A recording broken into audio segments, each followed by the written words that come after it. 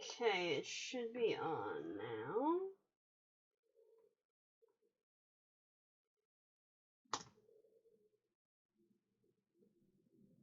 Alright. Greetings, guys, gals, and non-binary pals, and welcome to or welcome back to the channel, stream, what have you. As you can see from right about here, we've got a couple of chapters and the end of the book. Hello, friends. How are you doing? Just a thing, like,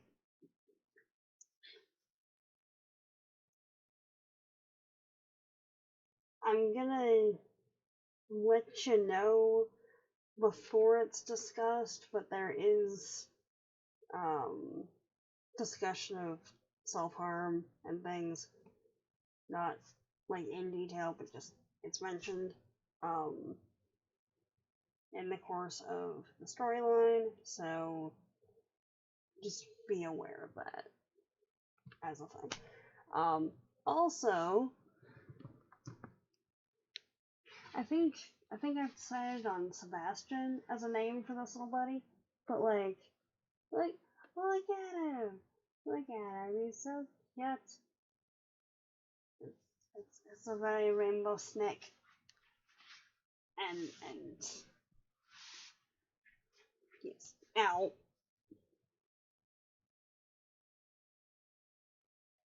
And just whacked me in the face. With his tail. Okay. So, yes. Snake friends. That being said,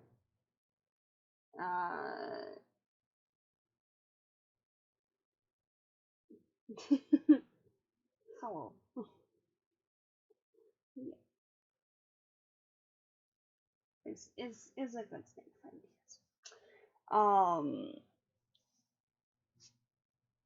yes. Yeah, let's move you over there. That's better. That being said, it might be a slightly shorter stream today compared to some of the other book streams.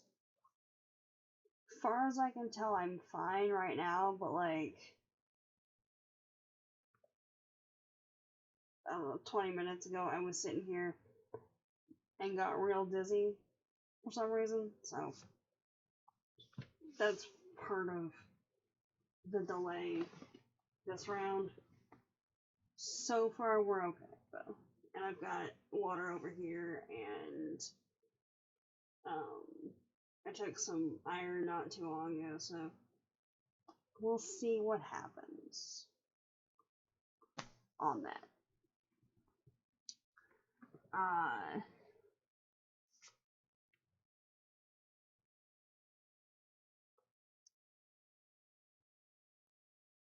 Hope you continue okay. Thank you. And thank you for the birthday cupcake. The birthday cupcakes are fabulous and much appreciated, and yeah, the the 95 bits of cupcakey fabulousness.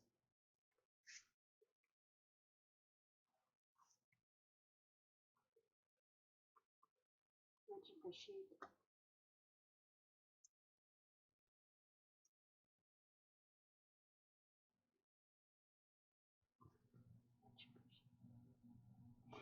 Alright, on that note, because, you know, tomorrow is my birthday,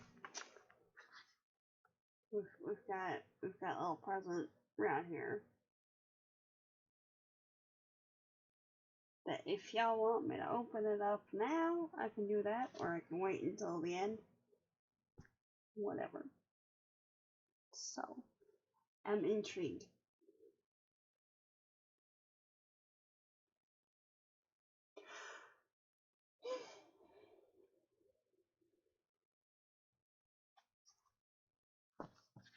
And because it's actually, is it cold enough in here right now?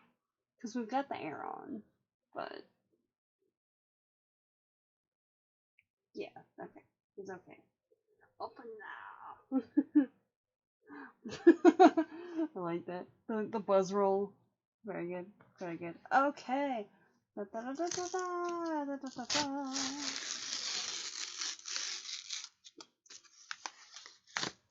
Okay.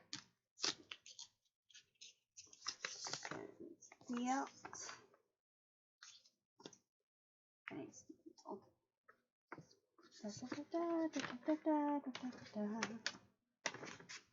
Alright.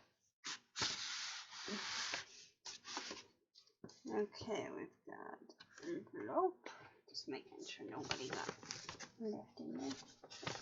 Alright. Come on. Come on. Ah, yes. Yeah. So, you're fabulous. I need to have you sit over here for right now. Because, there we go. Okay.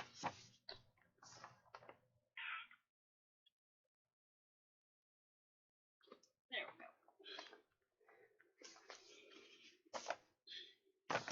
One of the perks of having all of the creative things in one spot. I just happen to have my scissors. You know, the non-fabric ones. There we go.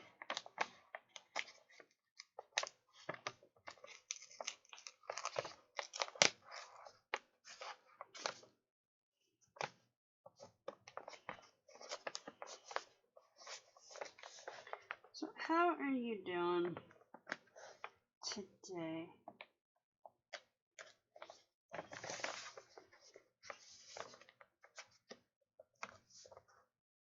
Dad's apparently decided one of the grow tables is not needed at this point in the year, so it's gone back into the garage until, you know, the next time it's deemed necessary.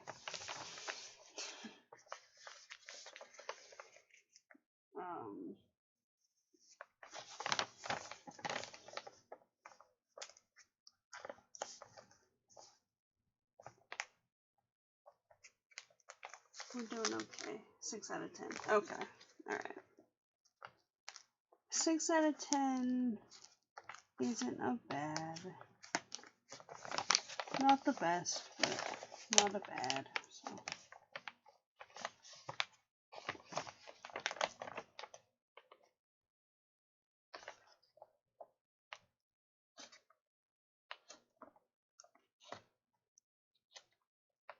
Come on.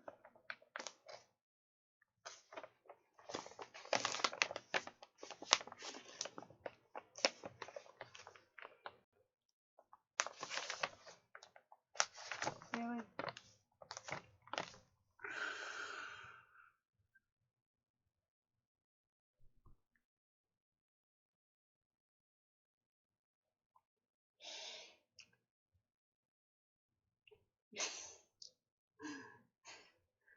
We're good on this end. I was trying to get the tab thing open, and I just cut my nails like yesterday. Like Saturday, or yeah, it's Saturday. So haven't quite got the hang of once again not having nails and stab myself in the thumb with the thing. So yeah. Gotta try a new olive oil biscuit recipe yesterday. Ooh, nice. Very nice. Alright. So close these so I don't stab myself. Yeah. It's all good. Okay. So we've got this.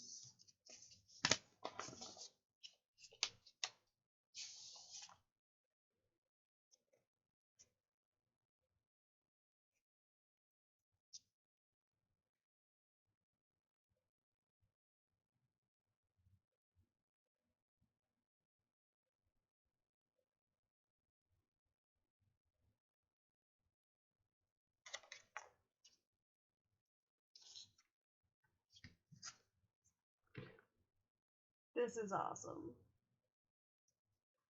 Like, just seriously. Y'all are fabulous and much appreciated. In all of the ways. Ah. Really? I'm trying to put you back in your envelope house. Come on. There we go. Alright. And now we've got...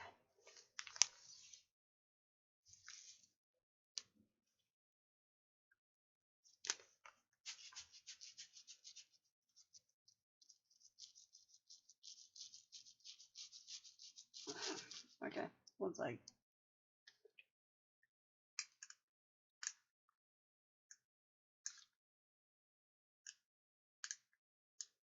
There we go. Okay. Apparently... a little more floaty than I was imagining. And that happens to be one of the sounds that's like, oh yay, let's go over here. Alright. And once again, like, the only time that I actually need nails is to try and get into stuff. Which I realize is not what you're supposed to use your nails for. According to, like, people that do nail things and all that.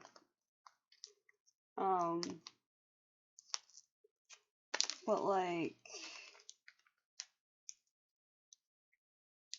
also.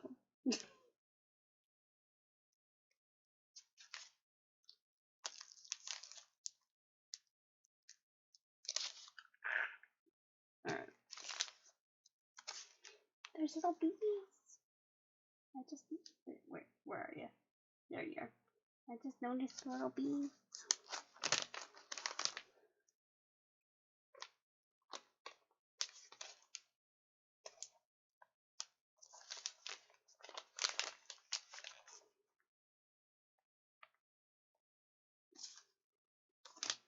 Okay.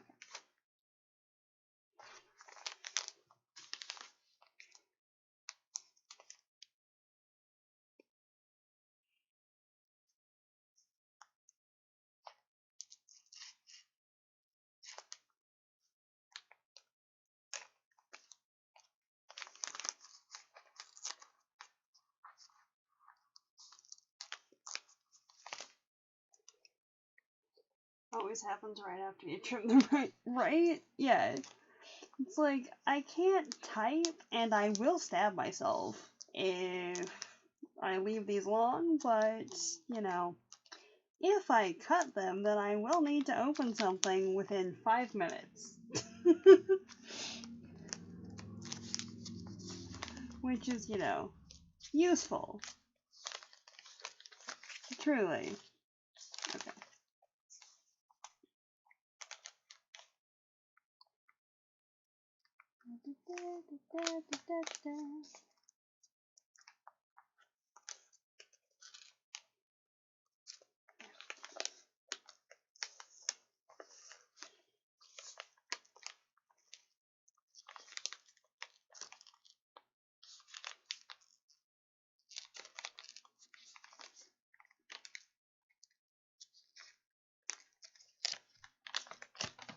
There we go. Alright.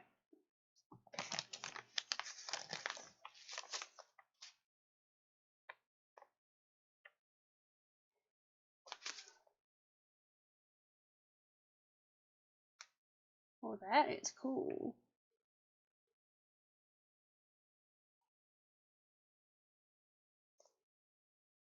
That is very cool.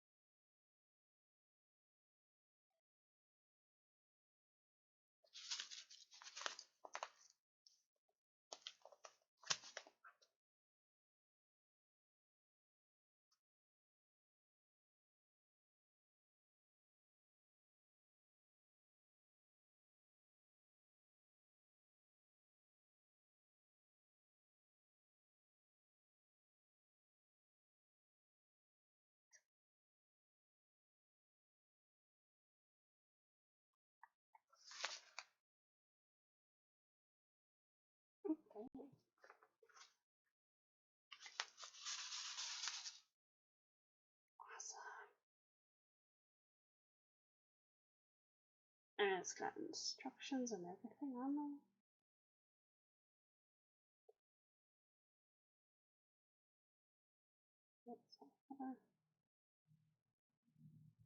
there. Okay, so not, yeah, so not hard water. That's good. That wouldn't change the flavor at that point.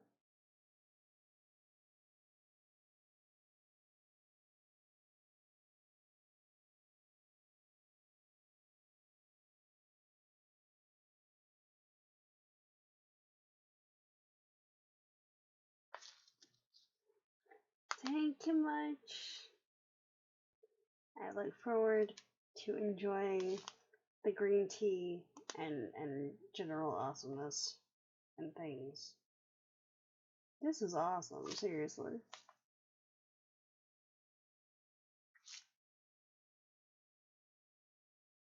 Like, seriously. It's delicious. We can tell it's the good stuff. Hope you enjoy. Nice. Yeah, no, I've had some green tea that it's like, it's passable. Or like, choices were made, but like actually good green tea is fabulous.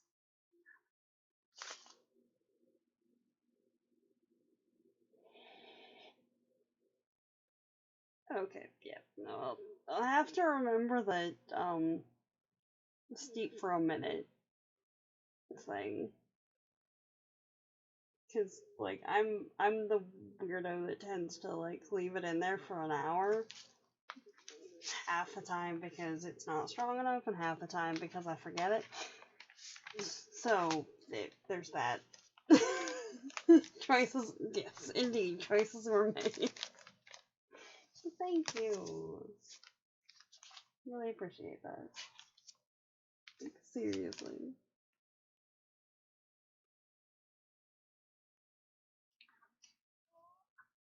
That is cool.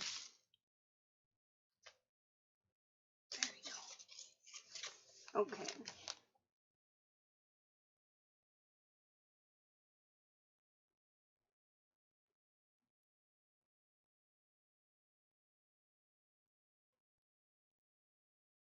I don't know what Mom's getting up to in the kitchen, but I'm smelling something.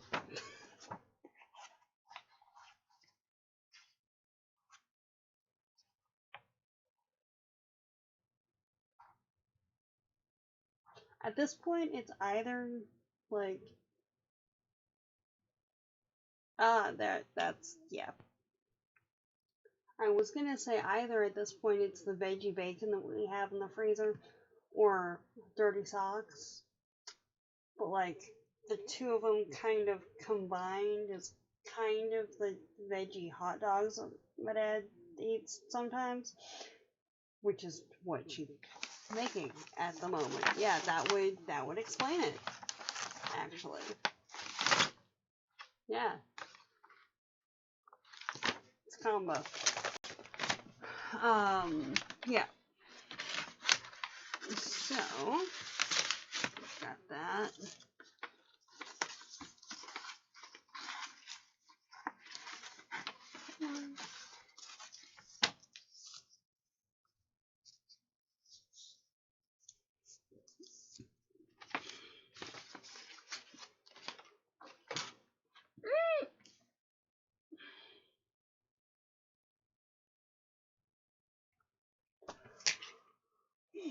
There we go. I will say that if I do.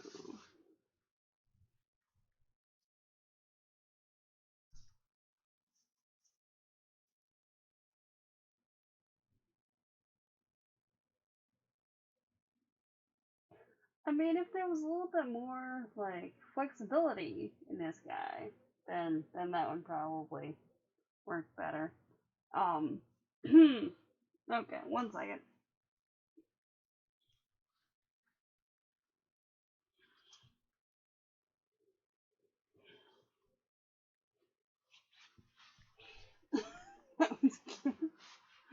Yeah. Ooh. Okay.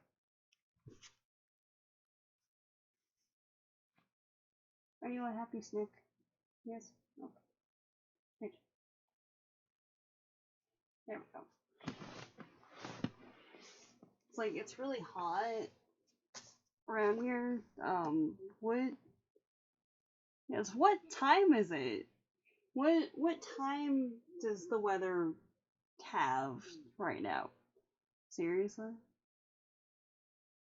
Right, okay, so it's like 78, apparently, outside.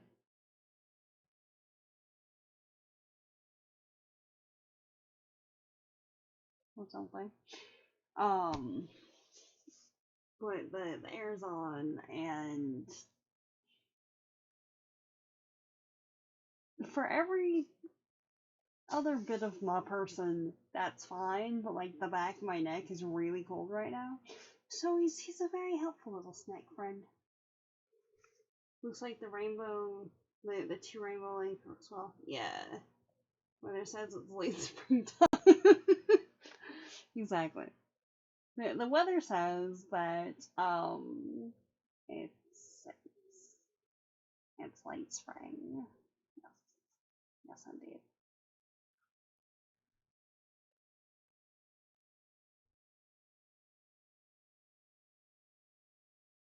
I was gonna do a wordplay thing and it ran off before that happened.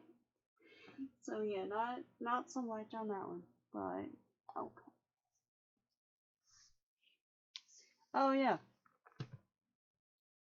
I've dropped this random thing, right? I've dropped my phone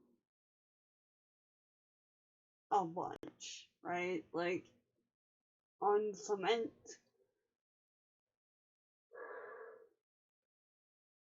on tile, on the linoleum in the kitchen, whatever. Whole lot.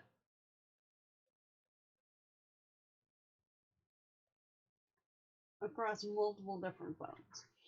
The first time that I've ever gotten like any kind of shatter thing was like I had it sitting on the edge of the bathtub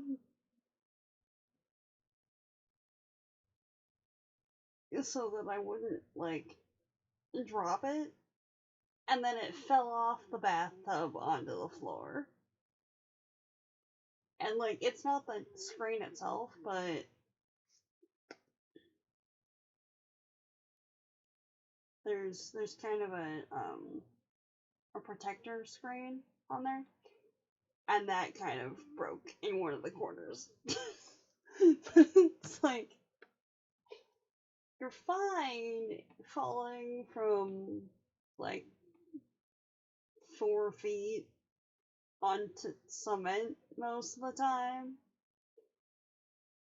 but like a foot off the side of a stationary object, that's when stuff breaks.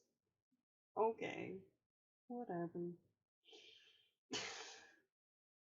I have a backup one just because they came in a 2-pack, so I'm not too fussed about it, but it's like, interesting.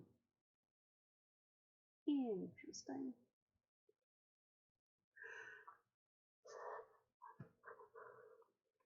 Alright, so we've got a couple chapters left of this. Um,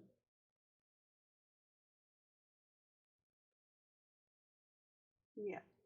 So we've got the third rate park, find falling from helicopter, dies dropped 2 feet from onto pillow. Right? Right? It's like it's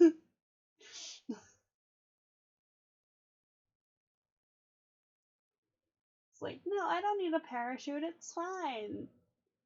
But like you fully break a leg, like actually break a leg, walking up like 4 stairs.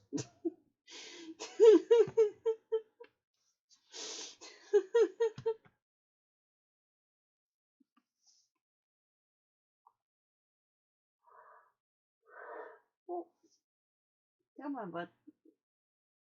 There you go. Yay, we're finishing the book. Yes. Yes, indeed. Alright.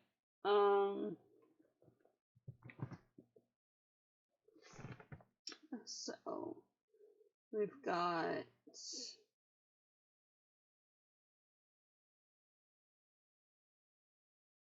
I mean, it's technically 4 chapters, but 2 of them are real short, so...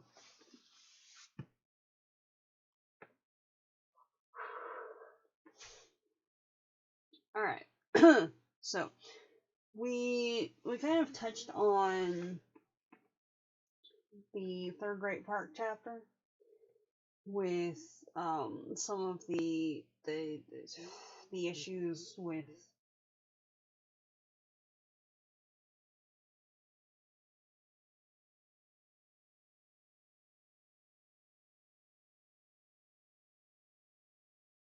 the amusement park. There we go. And the rides being all rusty and whatnot.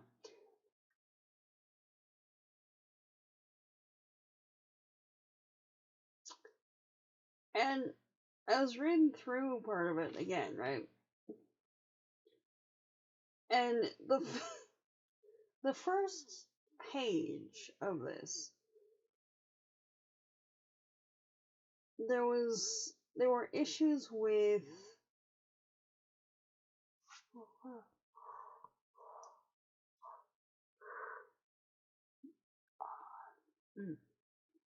jaw issues. There were issues with the road being like extra crowded, making it almost impossible to safely cross. And what was it? Since the time of the Lacerda government, Lota had battled in vain to have traffic lights installed for pedestrian crossings, which you would think would be kind of an important thing. And instead of doing that and having, any kind of legislative measure for, like, I don't know, speed reduction or to put in traffic lights or anything else,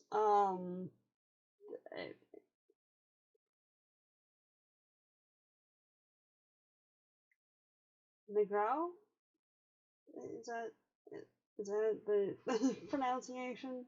I would imagine. Ordered that screens be installed to cover the bodies of the people that kept dying on the road. Which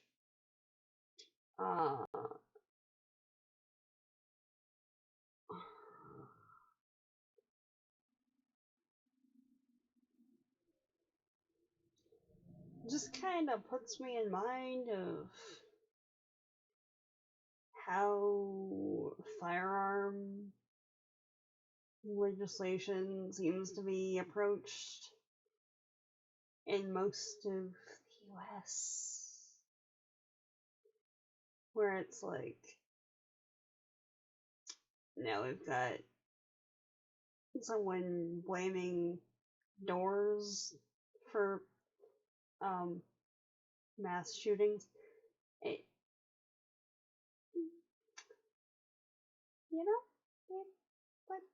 what? Why? Just cover up the problem instead of fix the problem, right? Like, from on the one hand, I can kind of understand the reason for putting a screen around, because, like,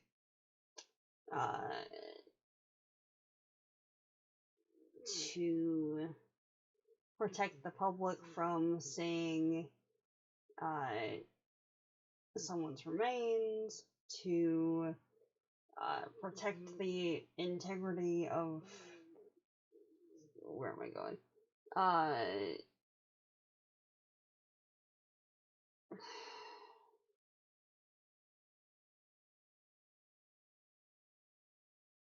Protect the identity of the victims, what have you. But like, it's also it also just reminds me of the Victorian decency laws in Britain, where there's, yeah, protect the deceased. There we go.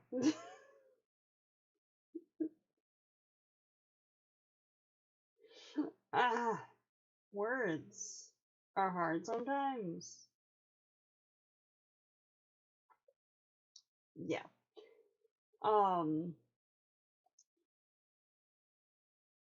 Just for that, like, there's laws on the books in Britain where, unless you're trained in particular,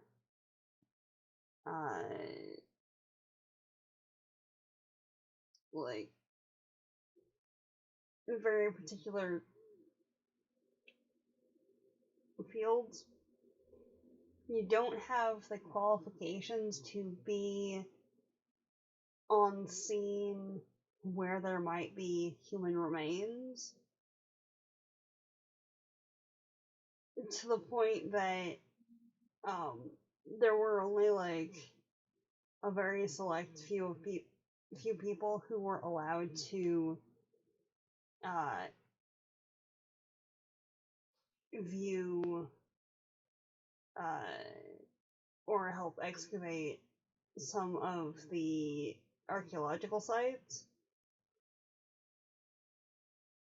which I find interesting, really, because, you know, there's that for anyone found on the islands, but then you look at the British Museum, and then there's an entire mummy exhibit just chilling on, like, the 3rd floor.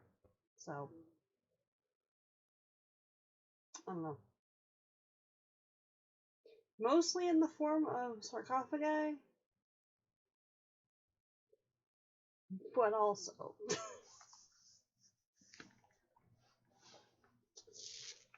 interesting choices there. So, yeah. And yet mummy and wrapping parties were a thing, right? During the same period. So, yeah.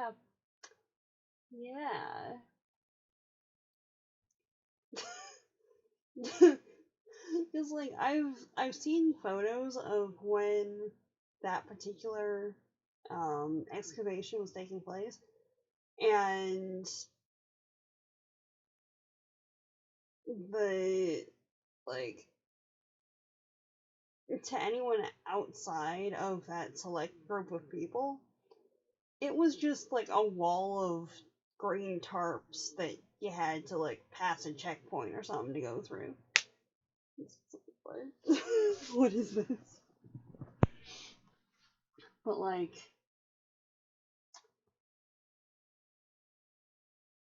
yeah, it's one of those that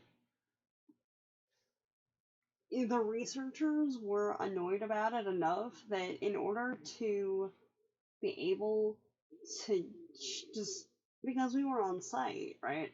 In order to be able to share with the researchers and students when I was there what any of the burial sites looked like,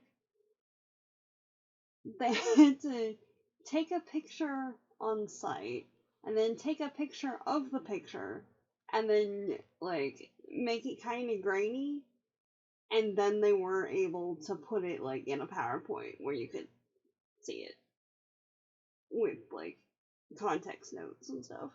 Like,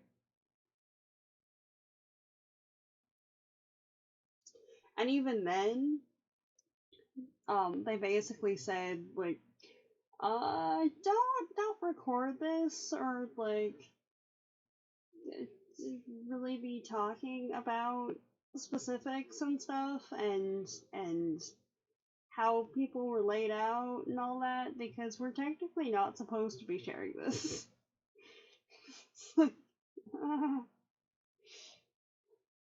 And yet, the same kind of photos can be published in, like, research textbooks and stuff.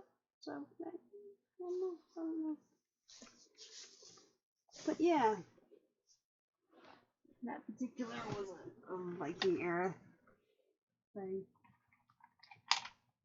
Yeah, fun times.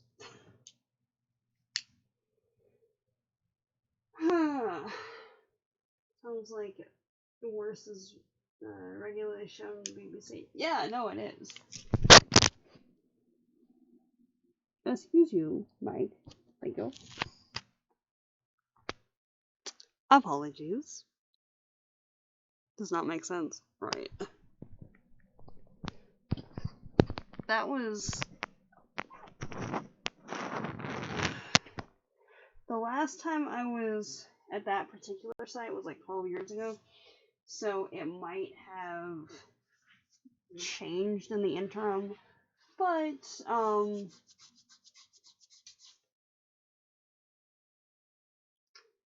being that, like, it's still on the books from, like, the Victorian era, probably not. Like, I mean, I like, Victorian, aesthetics and all that. But, like, there are certain times that it just leaves a bit to be desired, I suppose, yeah.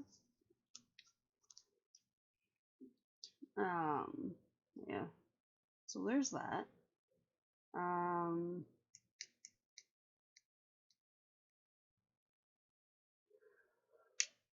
So we've got that, and then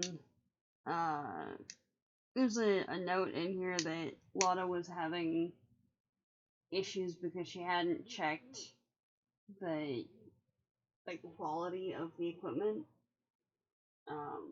before okaying its installation in the park, which you would think for someone who seemingly was micromanaging the whole place that much that she kind of have done that as a thing, especially after constantly yelling at people for not doing what she was wanting to do, But apparently there was that.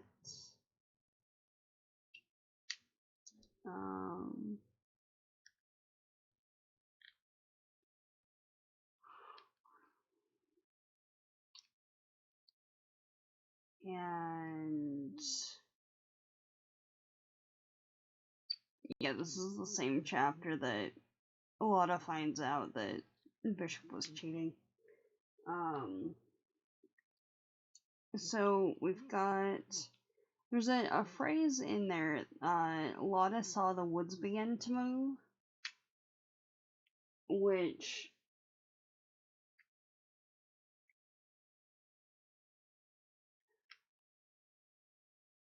outside of a wilderness context, I've only seen in reference to, like, a scene in a horror movie, what have you, which kind of fits, honestly. As generally, like, there's something unknown, there's something kind of, Macbeth, okay, yeah, that just reinforces that I need to reread Macbeth, honestly, or listen to it. I nailed it. Yeah.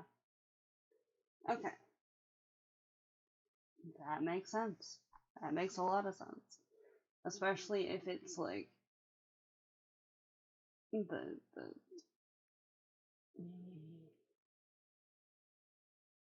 I remember parts of it, but don't remember all of it. And spoken me. Alright.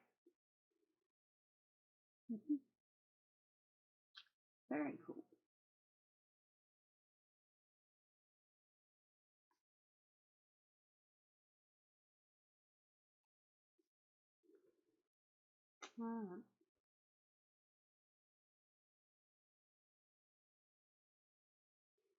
And okay. There's also a thing where like Lota was constantly getting on Bishop's case, because she didn't think Bishop would have any kind of success teaching. So there's a note in here that's, what was it? Bishop felt that Lota resented her having survived. Like, having survived teaching, having survived without her, at all, from the sounds of it. It was forbidden to talk about Seattle. A lot of subjects were traps and treason. So,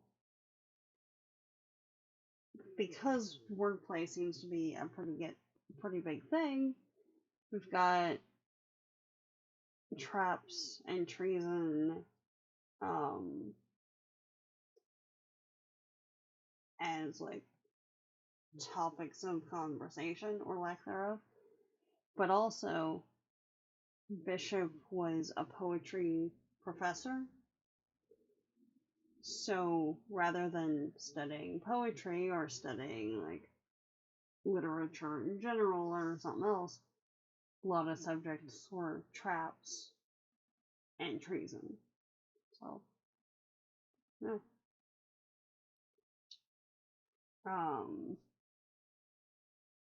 And then she was calling Flamingo Park her poem, like the poem that she'd spent the last 5 years on.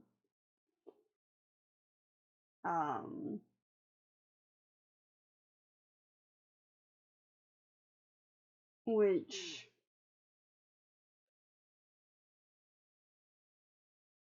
taken in context of the previous statement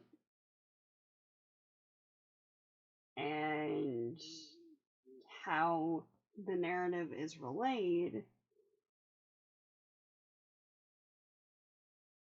if Flamingo Park is Lotta's poem and poetry is Bishop's subject, then you could say that Flamingo Park is Lotta's subject and Lotta's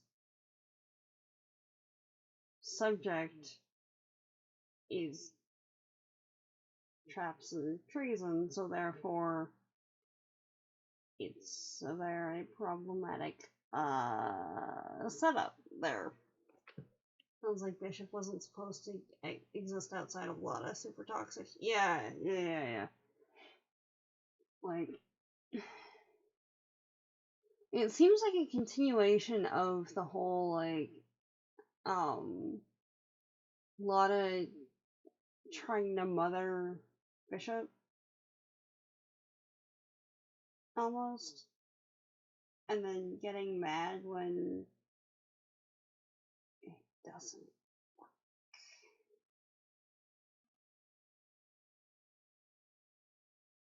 I don't know on that.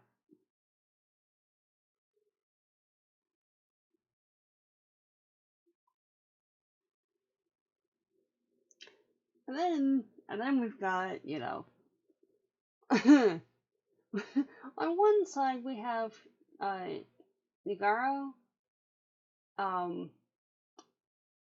just putting up screens after people get killed on the road. And then we have Lotta saying, what was it?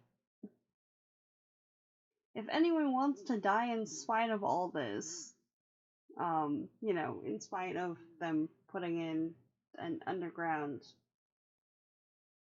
walkway thing, presumably. Yeah. That's not my problem. Like,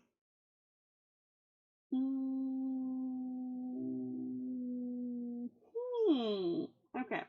So, being that I am a fan of the Sherlock universe, that said, I haven't seen the last like 2 seasons of the BBC Sherlock show, but the initial premise and the characters, we'll go with that. So, I hear that, and immediately I'm seeing Lestrade in a press conference in the Study in Pink episode.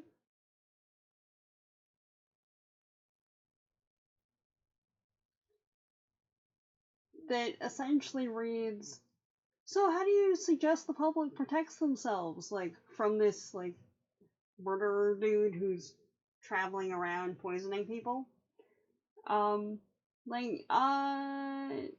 That at that point was thought to be a series of serial suicides.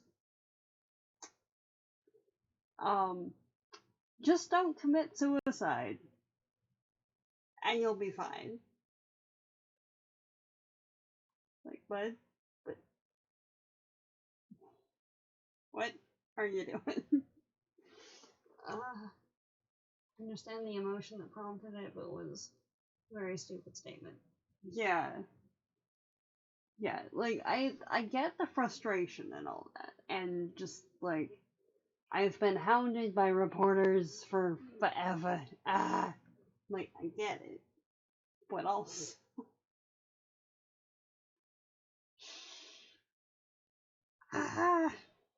Yeah. And then we've got the foundation thing terminated, and a lot of having issues and stuff. Also, at least in American law, I think if you permit someone to build an amusement park on your land, you're also responsible for anything that goes wrong. Yeah, you would think. You would think. At which point, who actually owns the land? Because it seems to still be, like, at that point, it would have been government land, I would imagine, but under purview of the foundation of dubious authorization.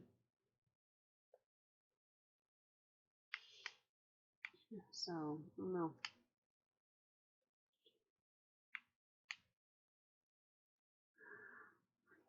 But then it was considered a World Heritage Site at that point, so would it have different regulations? Because that would seem to be more fault on the side of the foundation or anyone running the foundation, or whatever party was controlling the space, than on any kind of governmental anything either. So, yeah.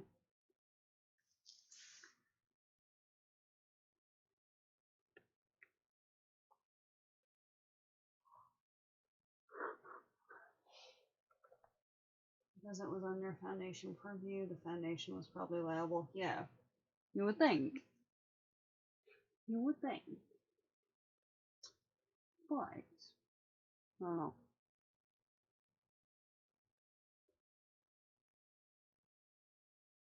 Mm.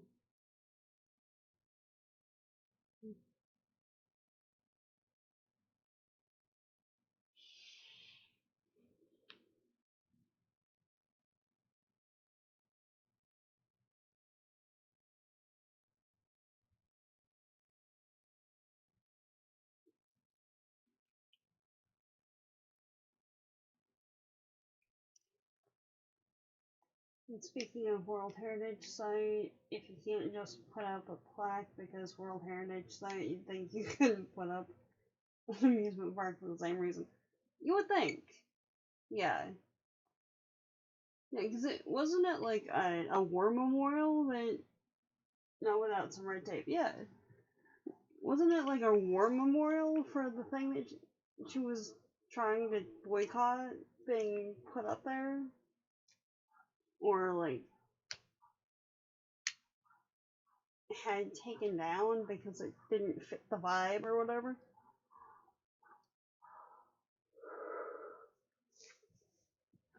Which really, I would think that a plaque for a war memorial would be more fitting the vibe of a place than a rusty death trap of an amusement park, but you know. Maybe that's just me, you know?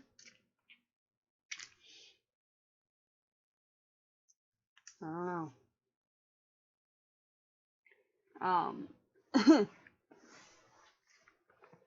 There's certain elements in here that's like, okay.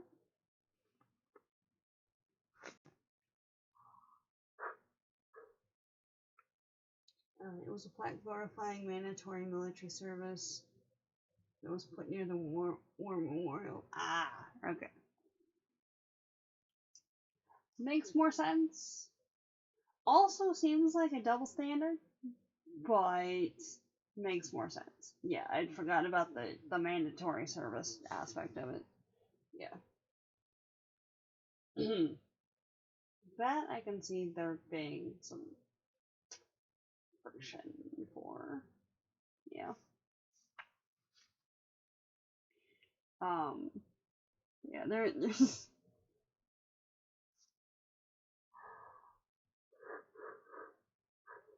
Oh. There's a paragraph in here. It's like, Lota knew that to present counter arguments was to carry water in a sieve, you know, to, on the topic of like why the Atero needs this janky amusement park thing. But she could never manage to keep quiet. To just, you know, let it blow over and whatever. Alright. That kind of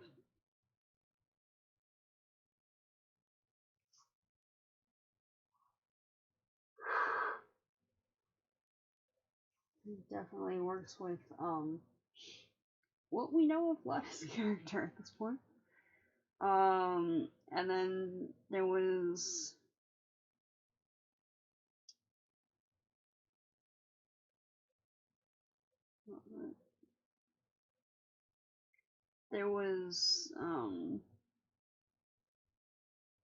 an issue where Lotta was having medical problems and was essentially told to stay under house arrest for a bit. Because stress and all of that. And then the foundation was like formally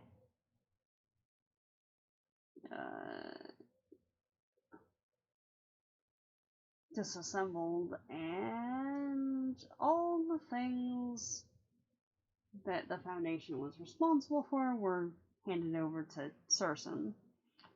So, yeah. At which point, Lotta went to Oro Preto, where Bishop had been, and that's when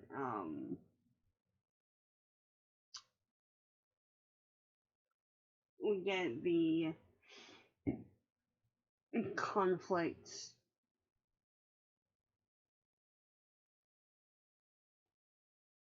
presentation, conflict exposure, however it would be phrased, of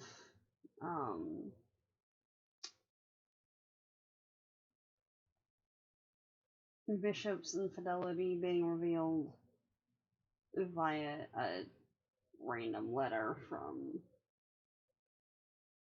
Adrian.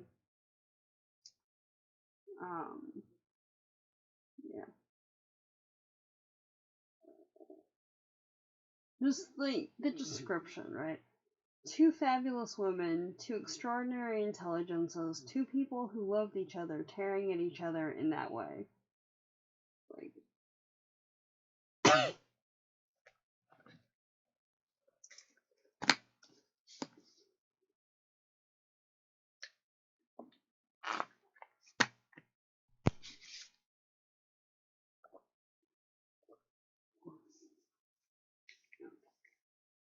just because there's, a lot of feeling in there, it doesn't mean that y'all are in a healthy relationship.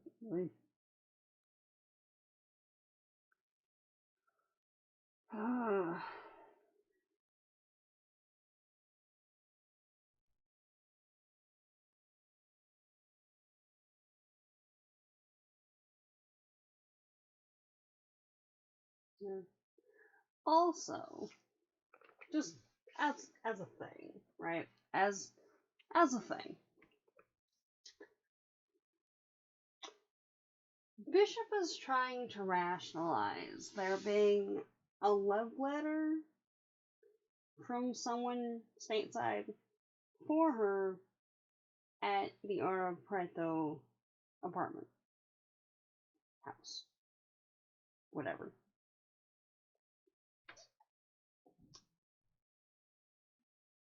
She's questioned about it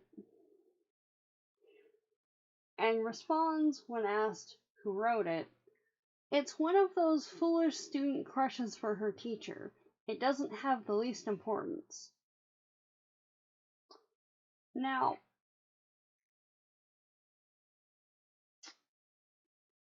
might be wrong on this, but in like 1971, 72, something.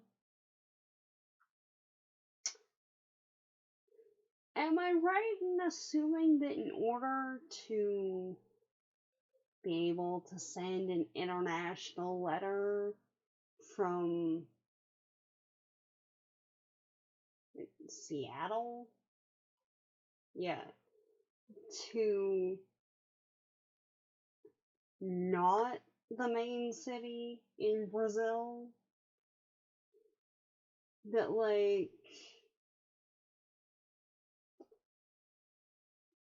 you kind of need to have given the person your address? That's not just like I'll look up the international yellow pages kind of a thing to go stalk somebody. Like that's, is a thing. Yeah, everyone knows it's from Adrienne. Like, what?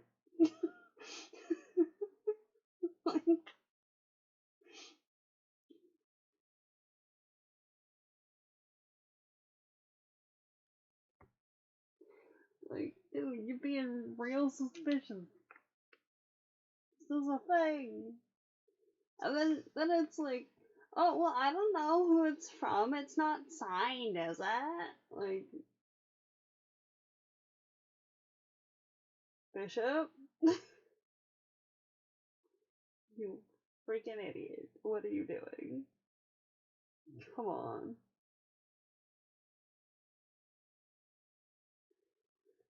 And then we have, like, a whole montage, practically, of Bishop thinking that she didn't do anything wrong, and yeah, the address wasn't public knowledge.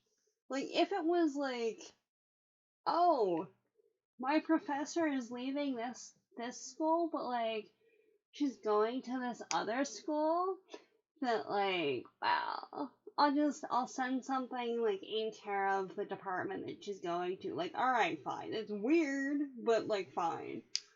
That could be believable. But like, it went to your house in a different country, you moron. Really? Really? Come on. Like, unless one of your students had, like, secret agent connections or whatever, that's not a thing that's gonna be happening. Ah. Come on, at least make it believable if you're gonna lie. Jeez.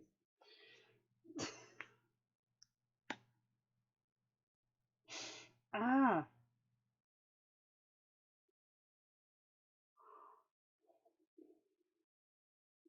Seriously. Um. There. And then we've got a whole montage of Bishop essentially not thinking that she did anything wrong, and then Lota punishing her for the rest of their interactions.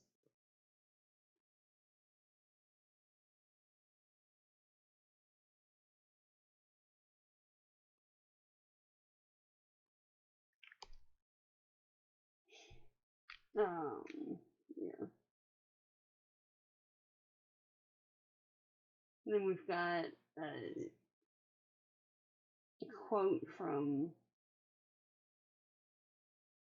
um, Tiresias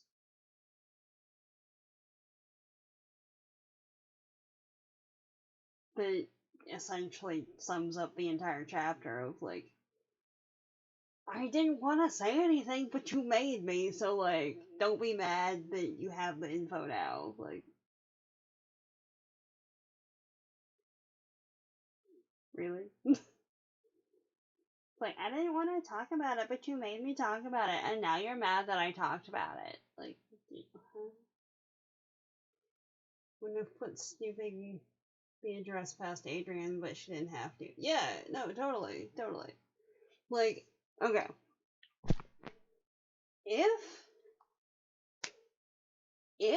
it was like, oh yeah, I ended things, but she was being a creepy stalker person and snooped the address or like broke into the records or whatever so that she could get the forwarding address for anything that went to Bishop, like, alright, fine. So, like, you say that versus, I don't know, like, I don't know how to, I don't know, like,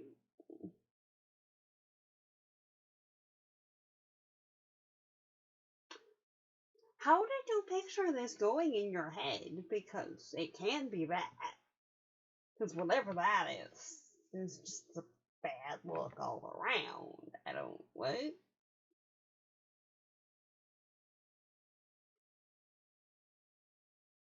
You thought this was a better idea than just not doing that? Really? Okay. We also noticed that Bishop was a socially inept with folks in Seattle as in Brazil. Yeah, no, that's definitely yeah. Uh-huh. Uh-huh. Yeah. So like it's not a cultural barrier thing, it's just that's how she is, apparently.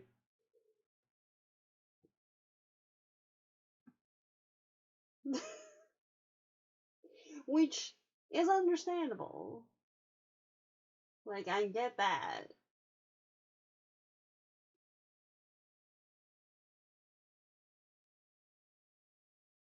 And like the anxiety and stuff, like again, like I get it.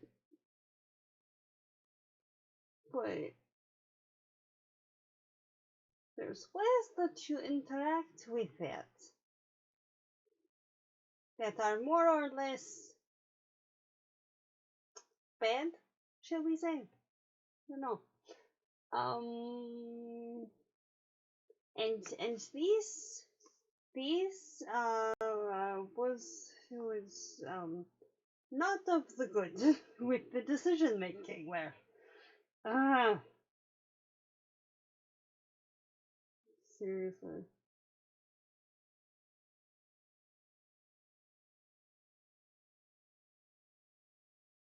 And okay, you've got Lana who's just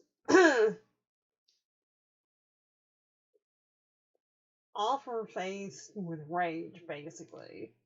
And Bishop, who is seemingly not feeling any kind of, like, aside from, a real base level, not all that much on the whole guilt side and all the rest of it. Which, fair, they had a real toxic relationship, but at least, break up.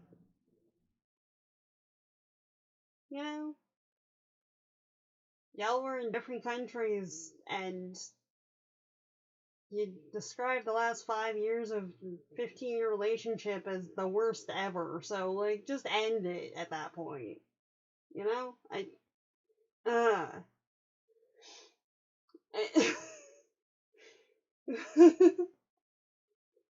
This is not just the good with the decision making there.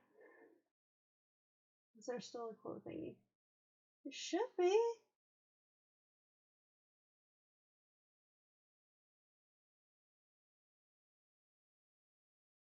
Okay. Alright. 1 second.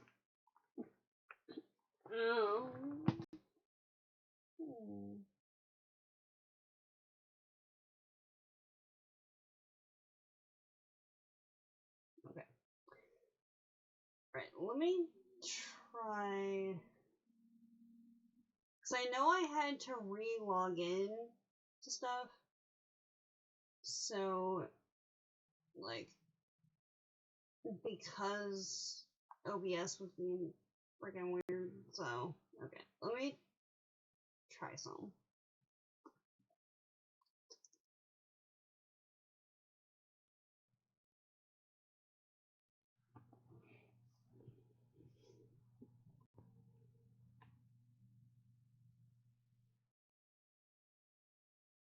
Because when I added something last time, it was on my phone.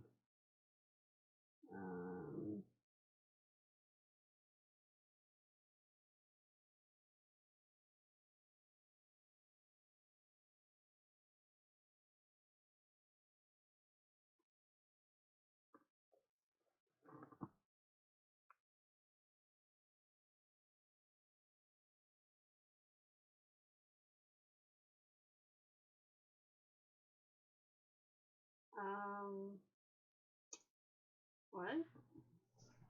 Okay. So, you gotta sit over here. I need full range of everything, apparently.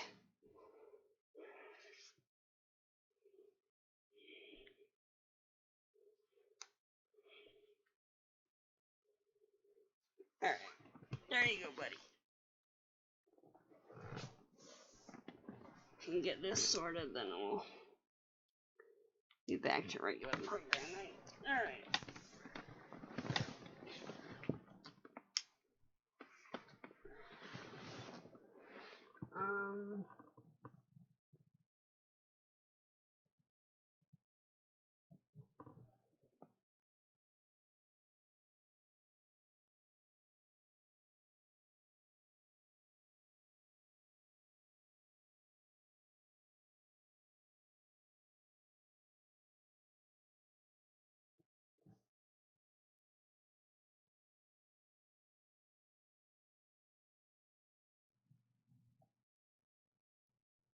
Yeah, no, I did not edit. Okay.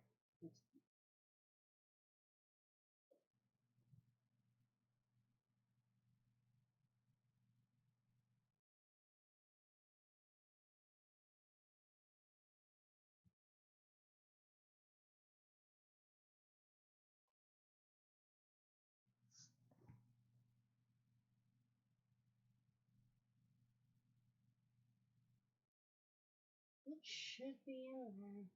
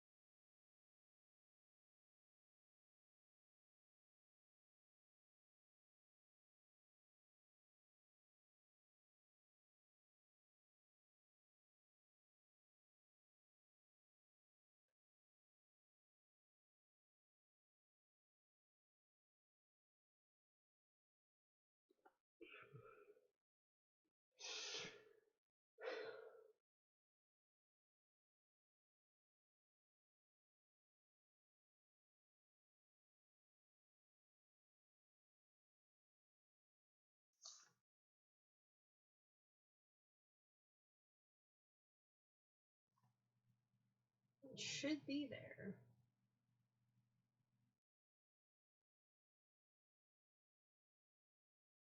It should be there. And it's not. And I don't know why.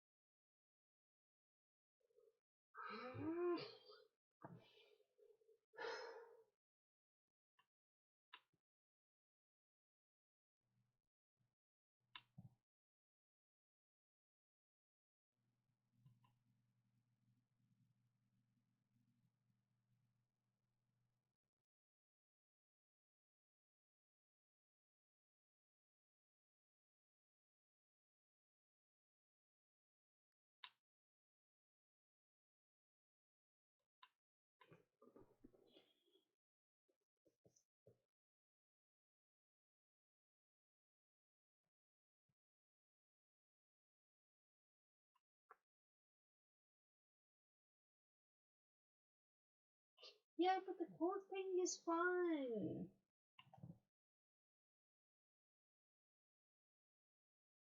I don't know how to add it. Like, I can probably get it to display a quote thing, but like I don't know what happened to it, and there's 2 years of like random things that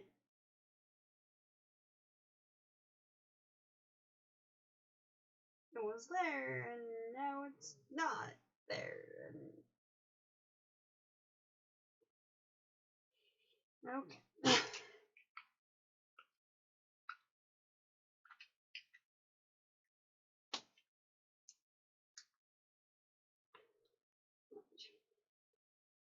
So, just as a thing.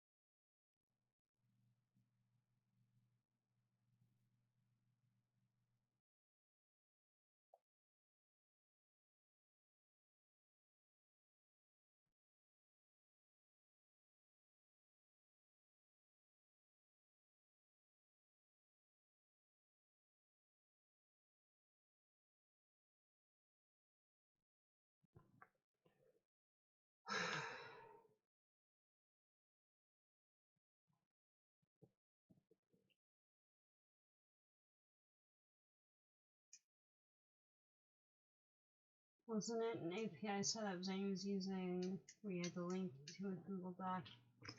Probably not easy to troubleshoot midstream. Yeah, that's what I thought.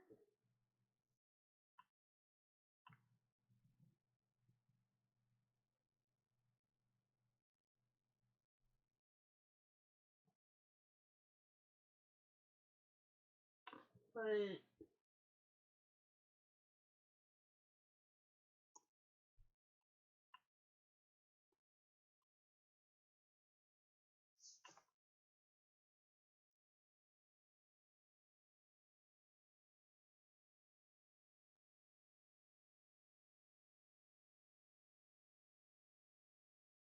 yeah, like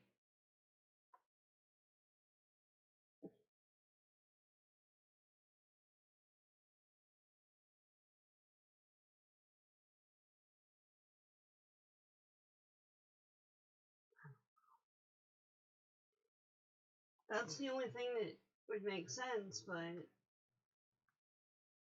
don't know.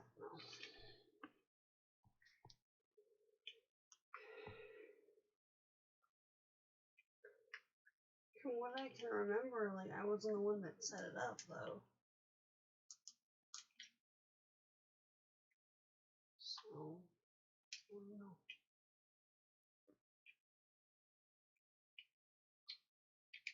Wait. There we go. I need a squishy friend today, apparently. Otherwise, this little dude is just going to be fully annihilated, so, yeah.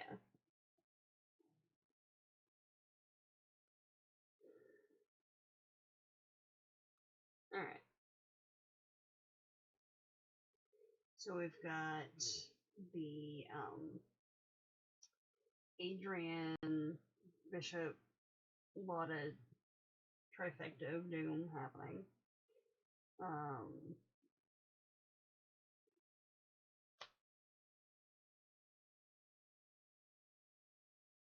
Stress squishy, exactly. Lota dealing with labyrinthitis? Marketing angle. Exactly.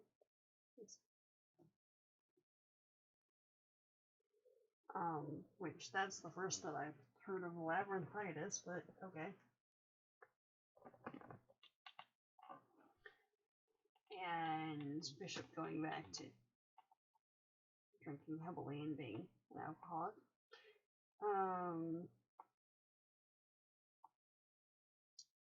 And then because there didn't seem to be much of anything in Brazil keeping her there, they've finally had a trip to Europe where they were hanging out with some of Bishop's friends and going to an exhibit and all that.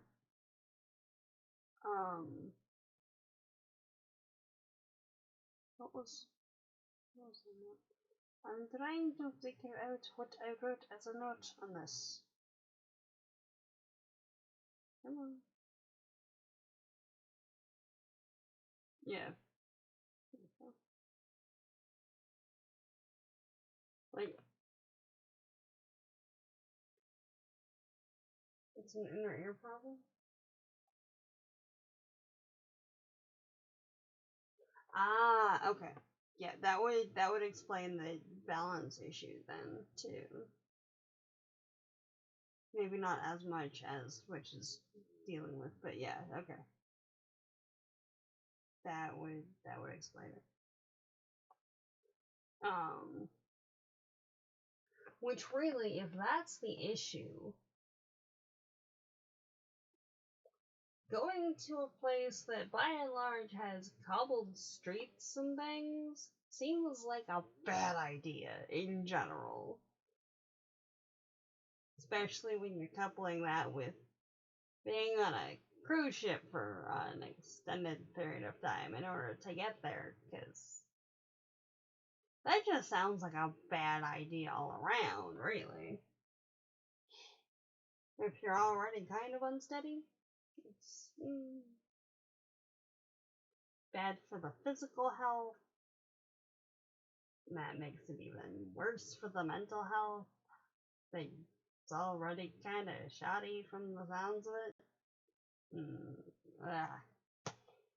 Really.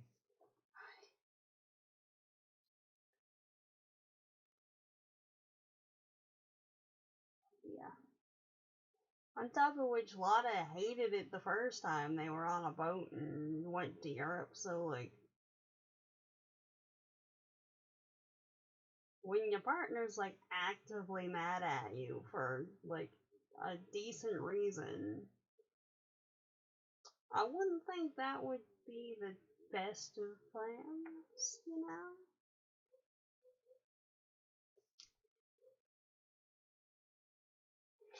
Like, to get away for an extended period of time, alright, fine. But, like, y'all hated it the first time, so what makes you think that the second time is gonna be different? I don't know. But okay. Um,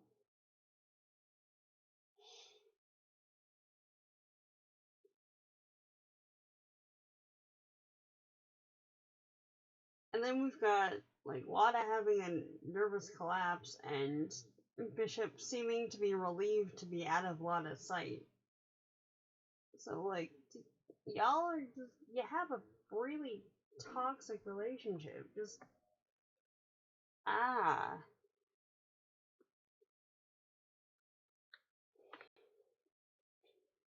And then, what is it?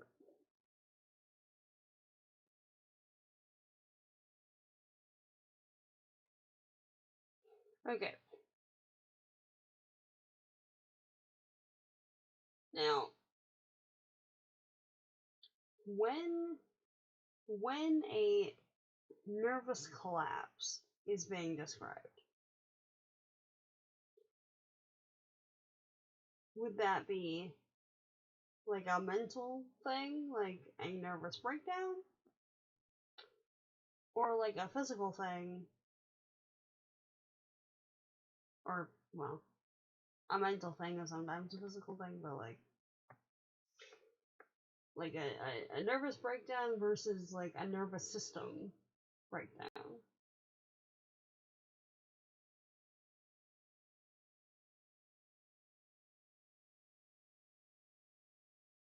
I don't know.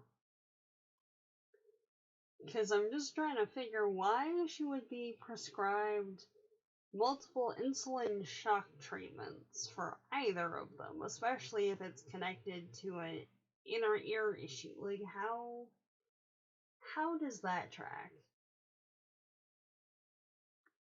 Like, at all.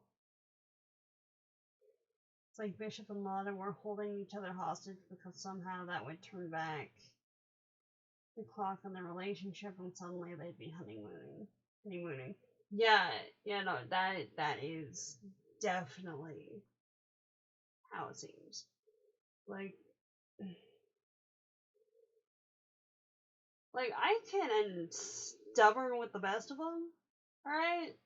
But there's a certain point, you know, when, like, you just cut your losses and call it a day, right? Because you try and push past that, and it's just a bad trip all around for everyone involved.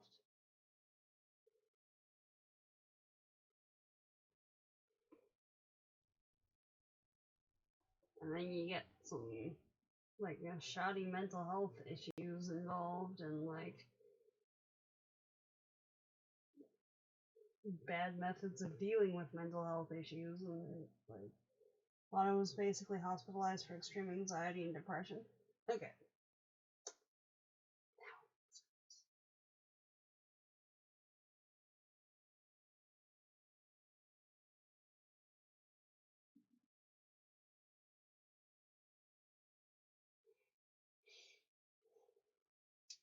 Treatment, even for the time, was severe, which tells you how bad she was. Yeah, yeah, that's what I was trying to figure. So, like, we've got a lot of as like taking inpatient treatments that even for the era was like really something. And Bishop, from the sounds of it, was getting inpatient treatment for alcoholism and like detox and whatever.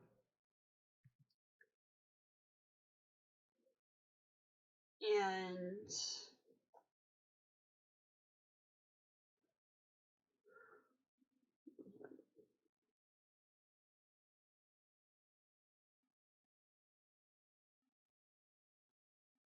he goes from like mostly fine on the surface, apparently, to like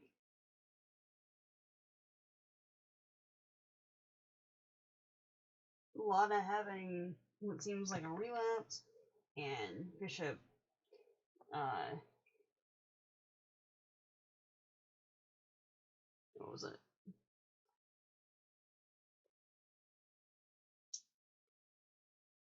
Um,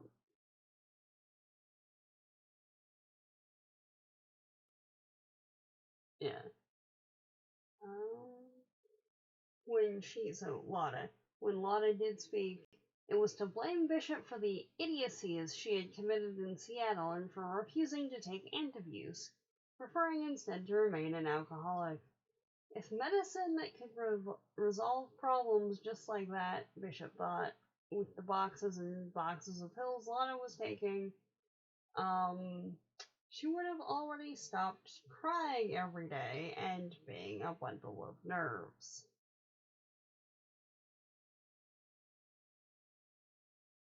Yeah, that's a healthy relationship. Like, totally.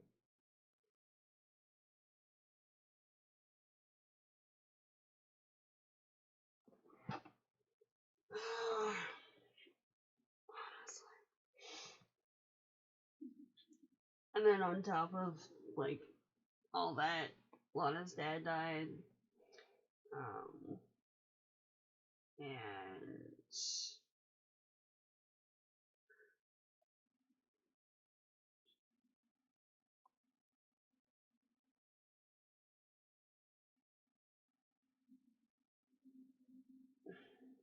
Bishop was wanting to do a trip, so it um I do appreciate the vague consideration of like she went to talk to Lana's psychiatrist to just like get an opinion on like if I was to leave for an extended period of time like right now, do you think that would have a detrimental impact on you know how she's doing? Um, which bare minimum to at least contemplate stuff. But all right. Um,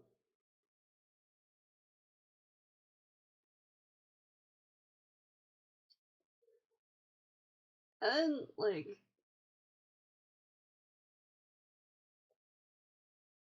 again, she's writing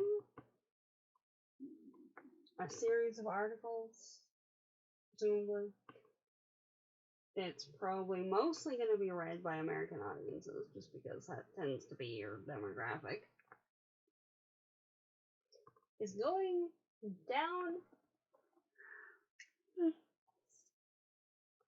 down the river on a boat with a bunch of other people, and it takes what was it? as the days went by, so let's say a week, probably, it takes a number of days for her to realize that the animals on the boat are the food for the people on the boat. Like, where did you think the fresh meat was coming from?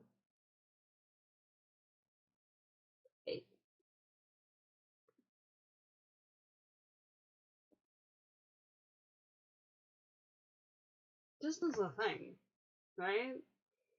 Because presumably, if they're in transit for an extended period of time in relatively rural areas, active refrigeration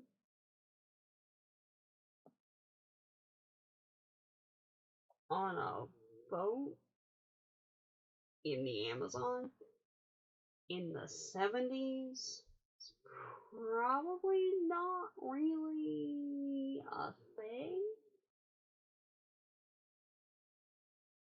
Just in general, you know.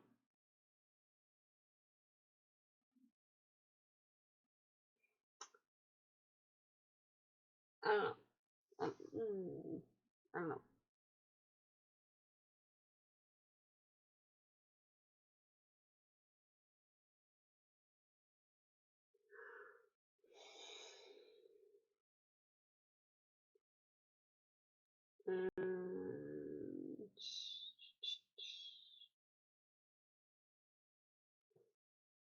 Yeah, that seemed pretty oblivious. Like, I know you're going through some stuff right now, but like, you might want to turn your brain on when you're, presumably trying to interview people and talk about their culture without getting yelled at yet again by the people whose culture you're trying to talk about. You know? And then her reaction's basically, how quaint, the Americans will love this. Right? Like, oh yeah, this is great, yeah. These rural people, they're just so fun. What are you doing? What are you actually doing?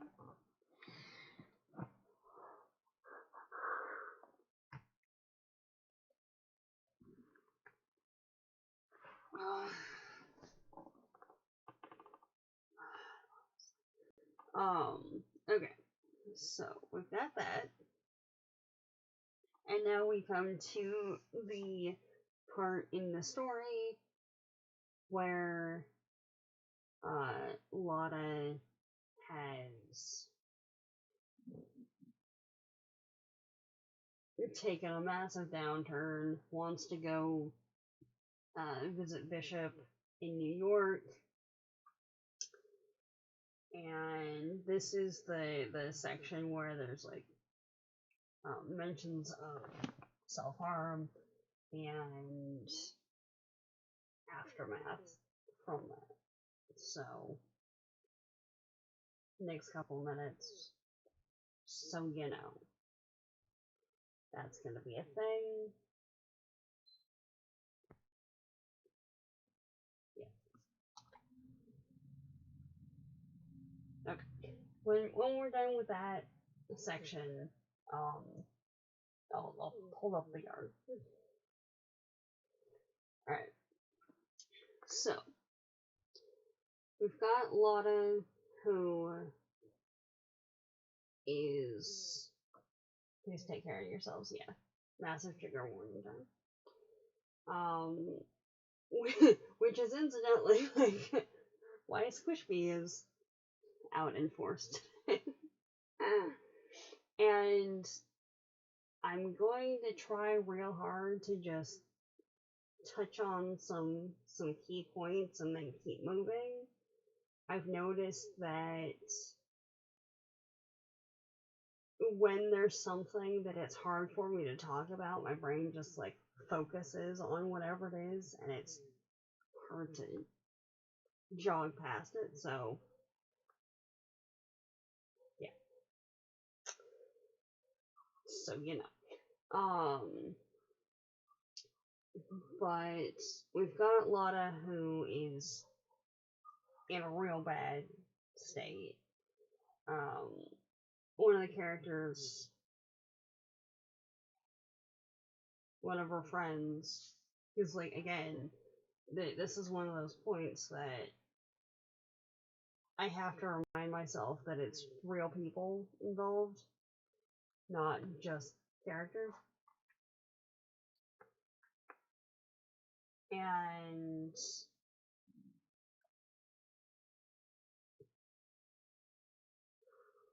one of her friends came over to visit her and was describing her as being really emaciated and everything else. And right around that time, like, and that was like the day before she went to New York to visit Bishop, claiming that she was gonna go to New York and bring Elizabeth, or bring Bishop home to Brazil.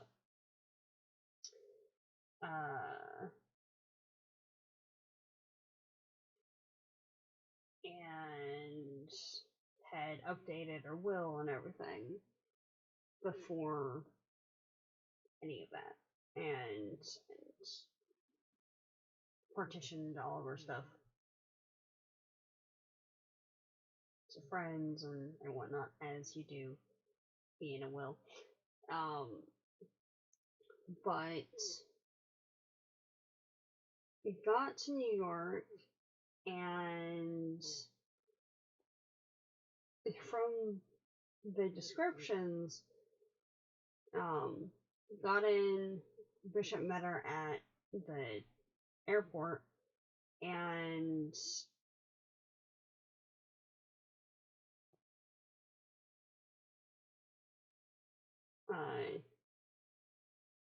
took her home to drop off bags and stuff. But then, like, they went to dinner and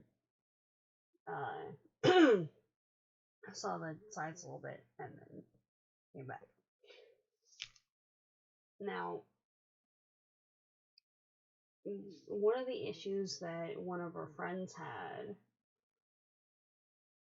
after all this is that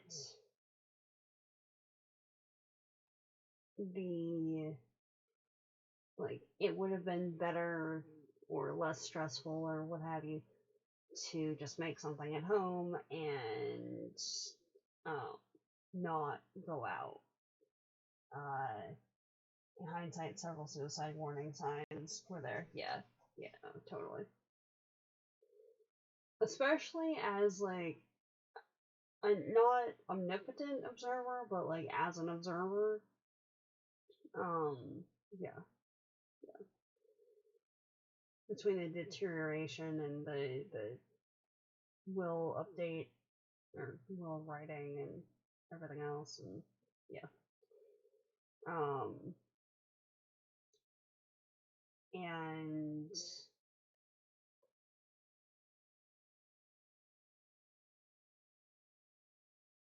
the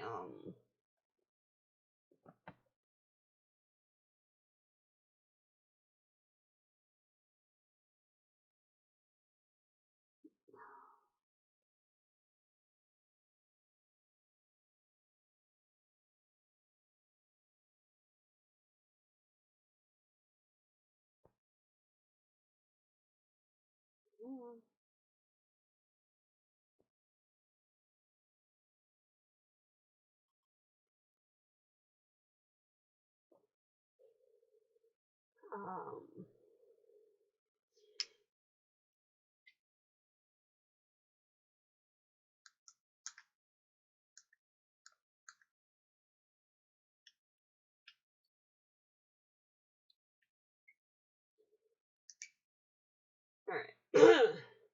One sec.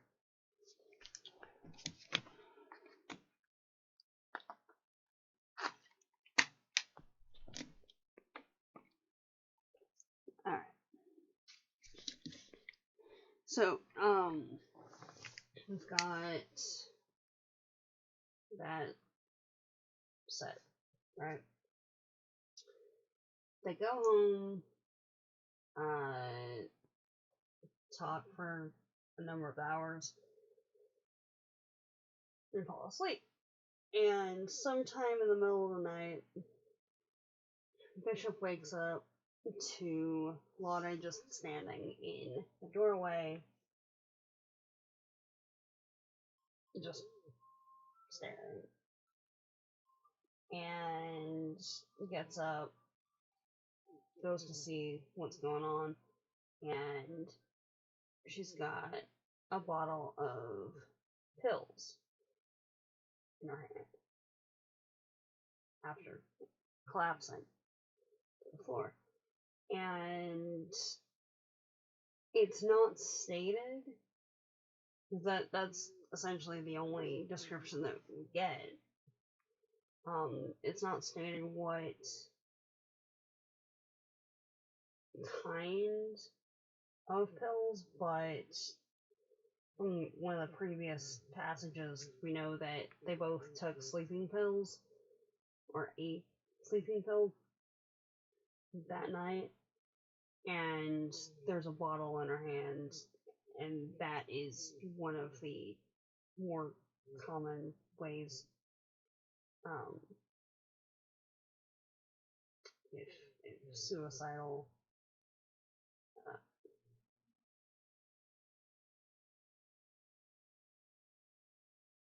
thought patterns are happening.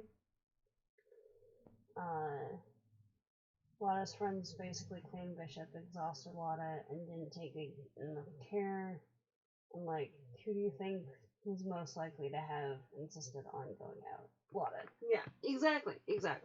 Like, whether it was a conscious or subconscious, like, last hurrah thing, or to not be seen as weak, or just because she felt like it, or whatever. Yeah, between the two of them, like, Lotta is very definitely the more, like, outgoing, let's go do something instead of sitting at home bored with a book type person, you know? Like,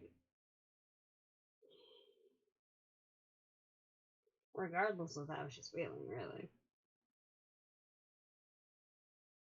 At least that's the persona that's relayed in the text.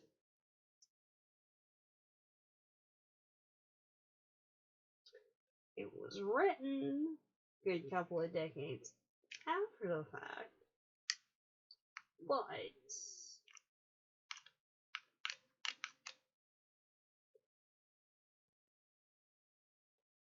that seems to be fairly accurate from what I've seen, at least. So, you know. Yeah. And then we've got the aftermath of that event for the rest of the book, where it's essentially Bishop saying that she didn't call or write or anything because she was hoping that Lotta would come out of the coma that she was in. And, like, some of Lotta's friends took that at face value and, like, alright, well, you were really stressed and this was not an ideal situation, so okay.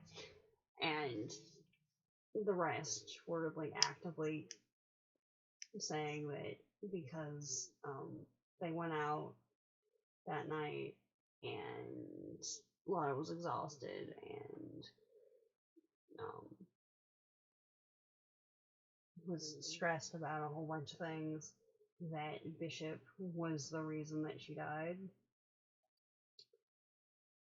And there's, is it Mary? Yeah, it was Mary who was listed as executor. Like, didn't really want anything to do with Bishop after that.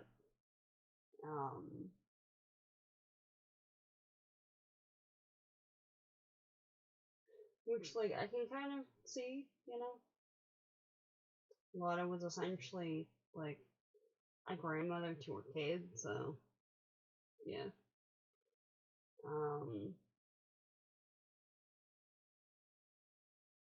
Yeah.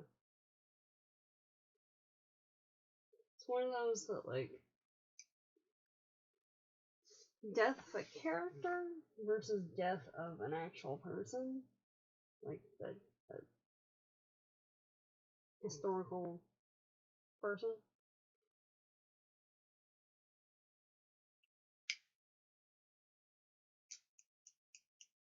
Has a slightly different vibe. You know? It's like,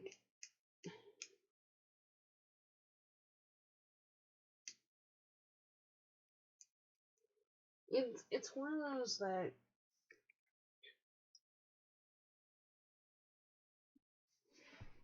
there were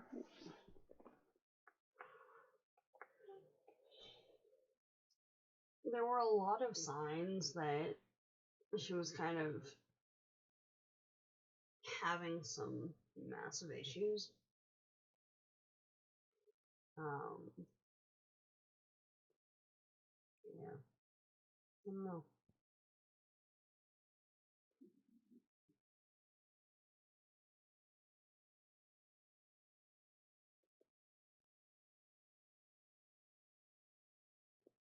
And then we've got some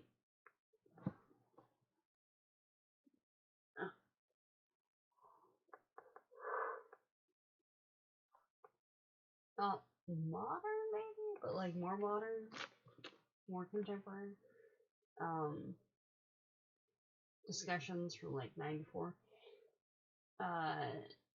talking about Lota and Bishop and their whole dynamic.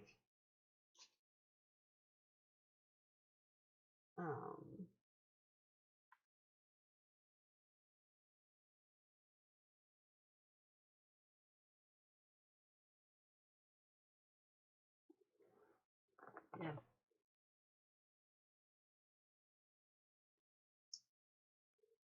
Don't know what else to say, honestly, at that point. Yeah.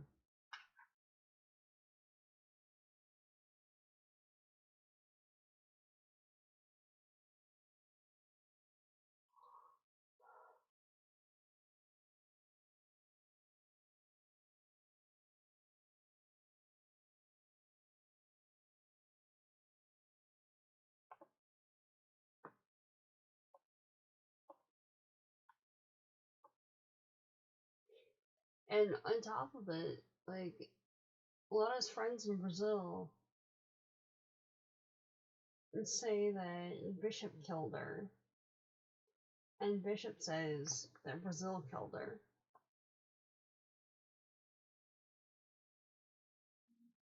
And it's just, like, it was there. It was a sad and rather dissatisfying ending. Yeah. Like, it. On top of which, there's a random mention in there of, like, after Bishop finally came back to Brazil, she moved into Ouro Preto with that young thing who she called her secretary. Like, so after all of that, Adrienne, like, moved to Brazil with Bishop? What happened to her being married and having a kid now? Like, I don't. What? Did she just, like, up and abandon her husband, who she seems to not have really had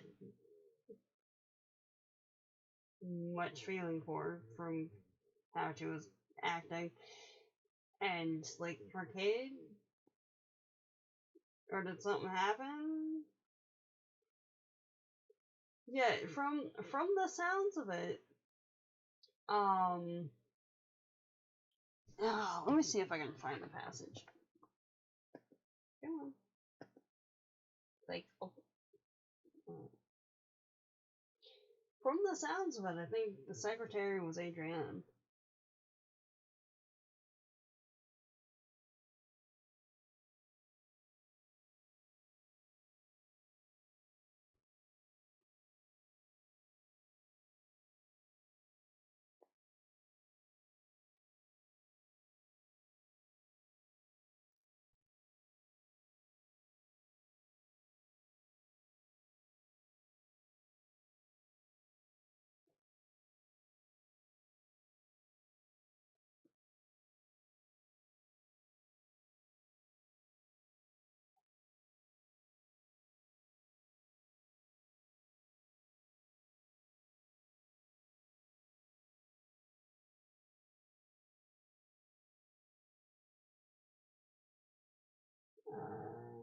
Wasn't sure if it was Lily. Adrienne would make more sense though. Yeah, I'm pretty sure, like, if it was Lily, then,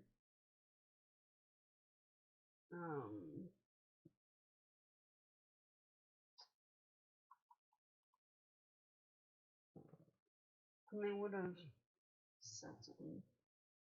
Oh, yeah, okay.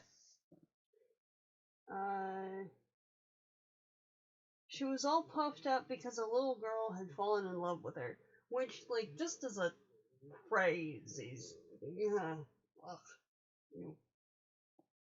Miss Menian remembered the little girl, a lovely young woman that sometime afterward Bishop had introduced as her secretary. At that point, Bishop was already living in Oro Preto. She'd sold the apartment in Lim.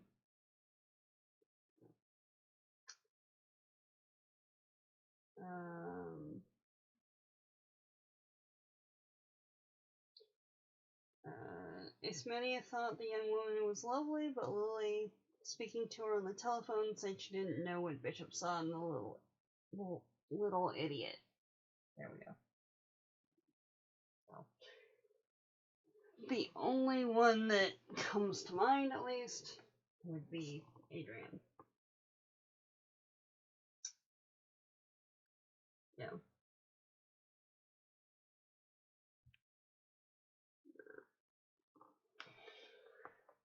So,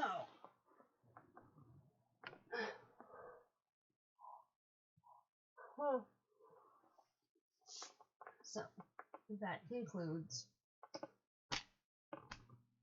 A Rare and Commonplace.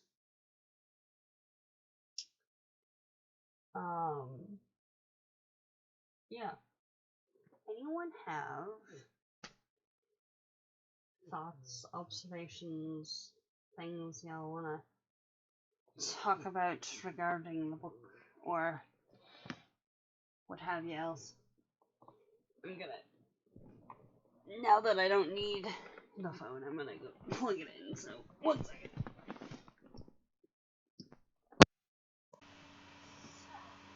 Right.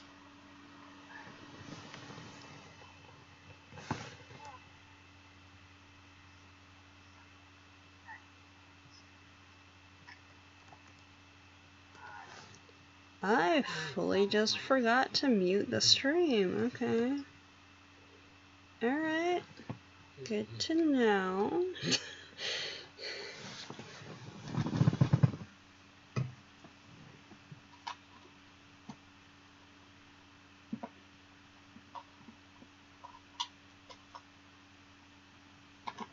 Oh, there we go. Okay. Alright. 1 second. There we go.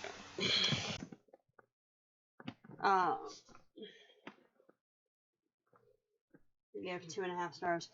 Yeah, that's a pretty solid review for this. It's not like completely horrible. It's not like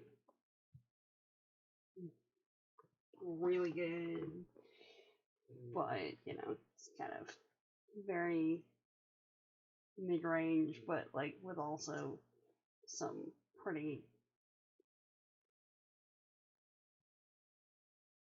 tough bits to get through for multiple reasons.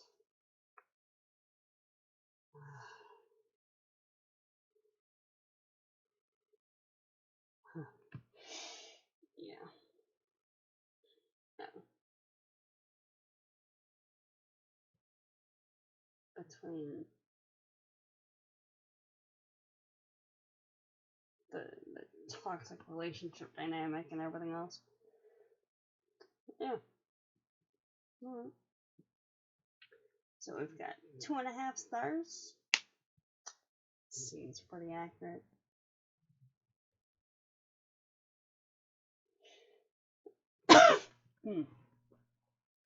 Alright.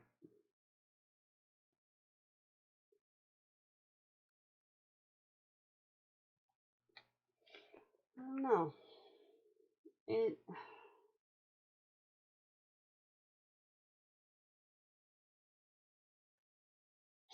If it's written in a lyrical style, like A, I'm used to it not being nonfiction,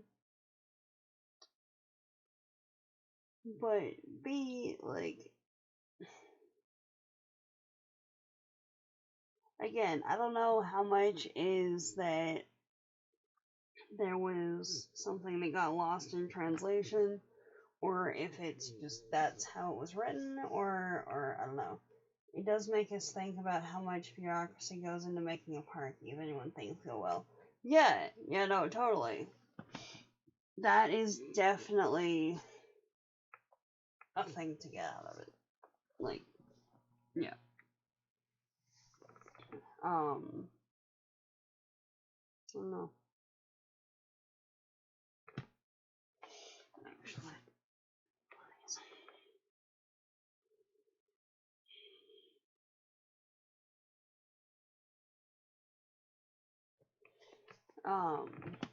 Yeah.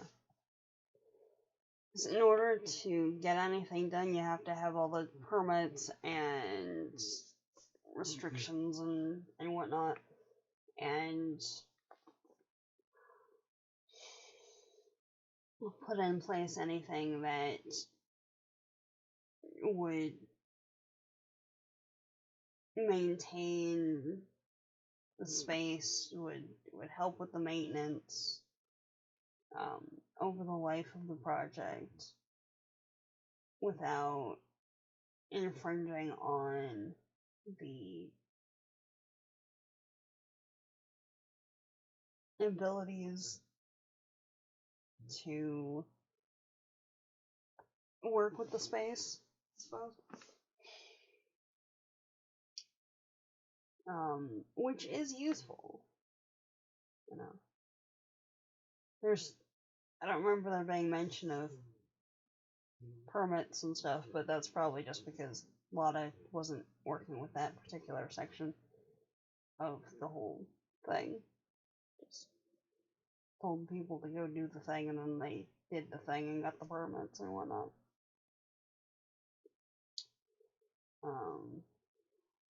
Yeah.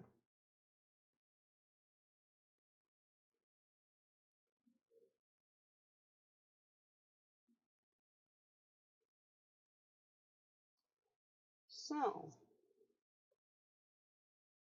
yeah. How's everybody doing?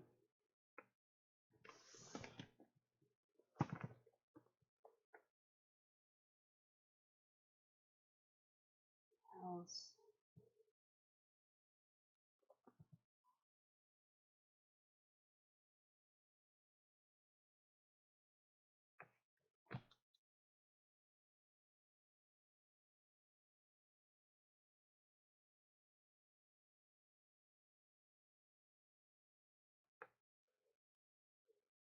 was looking forward to lesbian romance angle and feel like it didn't deliver on that promise. Yeah. Hey Shane, how you doing? Just got here but doing pretty well. How are you? Doing pretty good. We just finished discussion of a book that had some fairly triggering elements. So, like, slight decompression there.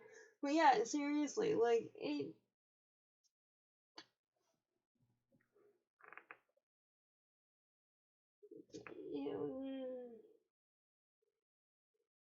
an IRL sapphic romance, but like with gardens and stuff, and it was like and just kept wallowing in like this section and didn't quite get back up here because of how freaking toxic the relationship was. Oh my god. The triggering element sounds somewhat troublesome. Yeah, we've been making use of the squishy bee friend, uh, and the fidget cube, for the last, like, hour or so. So yeah, squishy bee is totally adorbs. Why, thank you. This little buddy is one of the patterns that I've been working on developing. So yeah. On that note, I'm rather happy with how they've turned out. So, yeah. I just need to remember not to stuff them like all that full so that they can be squishified like this. But yeah.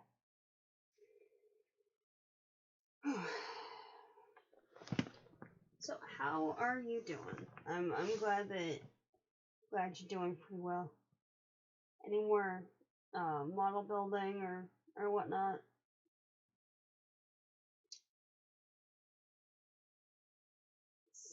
Yeah,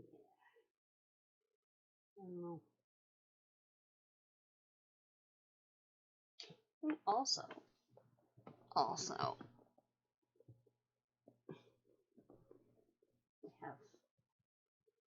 we have a rainbow snake friend. This is Sebastian. He works for ow. Oh, shoulder. Like, honestly, on top of everything else, I was doing readings at a thing on Saturday, and my shoulders are completely annihilated at the moment. So yeah, fun times.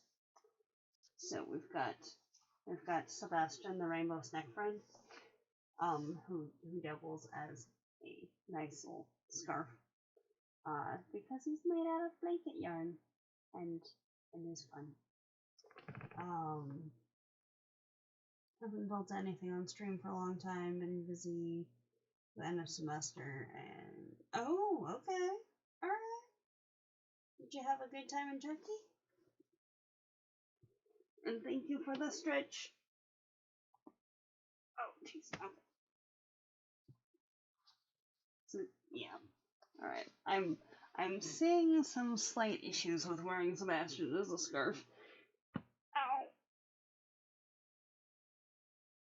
Namely, range of motion. Ow. Okay.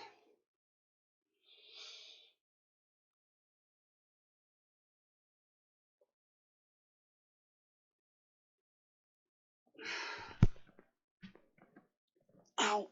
Okay. Yeah. That sounds like it was a good time. Ow.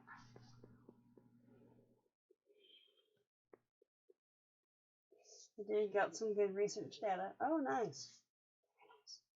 Now I have the joy of spending the rest of the summer writing the paper. That is the way of it, though. That is definitely the way of it. Like, I'm working on kind of revamping some of my thesis data. So like that's gonna be a thing at one point.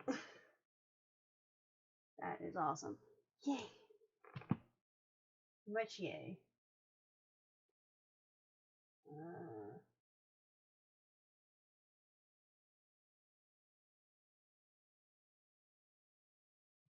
The fun part is all front loaded. Yeah. Like it's fun to like see how the data distributes and how it all like works together and stuff. Because then you start seeing the patterns in it. But really, the like on-site part and the talking to the people part and stuff is the that's the big fun. It just is. The data doing fun things is cool too, though.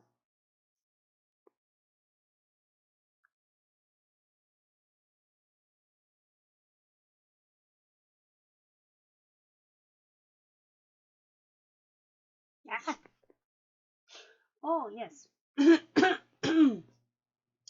Also, as a thing, it's my birthday tomorrow. Ah.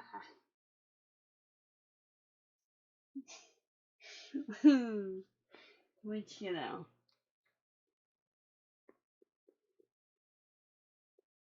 as a thing. Just slight amounts of anxiety with it. But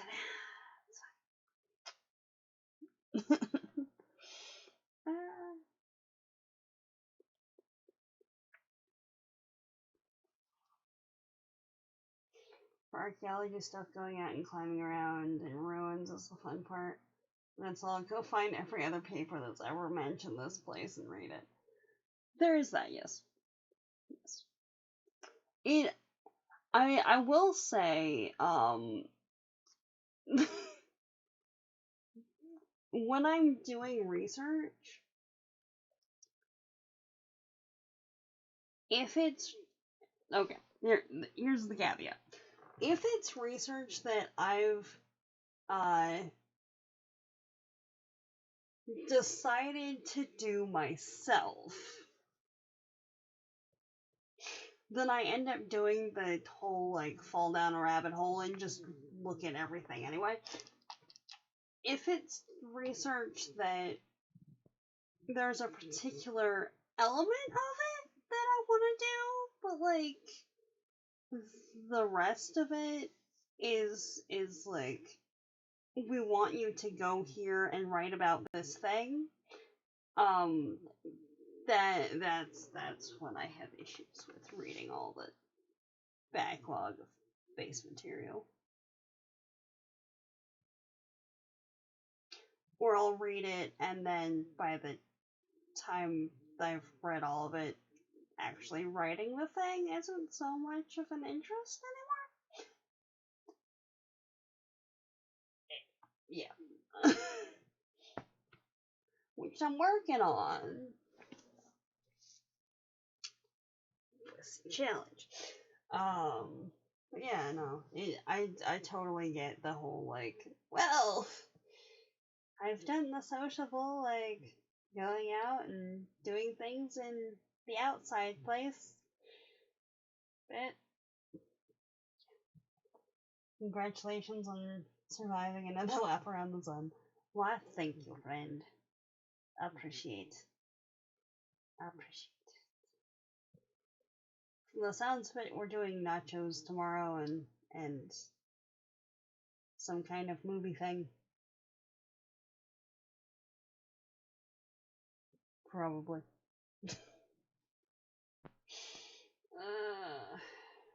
So, I don't know. BRB saying goodnight to wife. Okay. No worries, Shane. No worries. Yeah. Oh, yeah. On a random note, I got a message from T-Mobile because apparently, there was a promo thing that they had going where you could get a free year of Apple TV, which is great. Not just a movie sounds fun. No movie, not yet. No, not yet. But like the Apple TV situation sounds fun, but like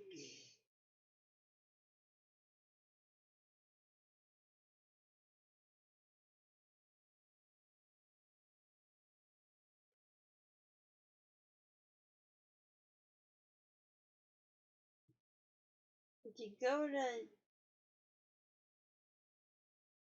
log into it and it says what does it say?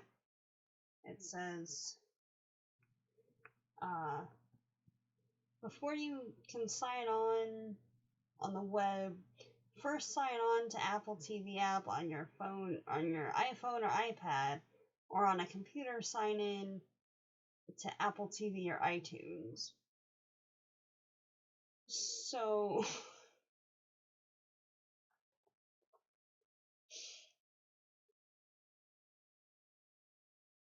I apparently you don't. Apparently you can use it if you have Android, but like it's not being very sociable at the moment. So I don't know. Actually,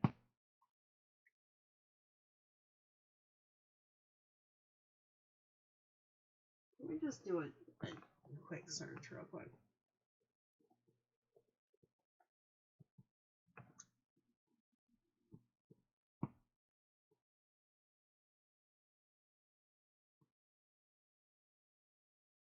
Because I forgot I had iTunes on my computer until just now, actually.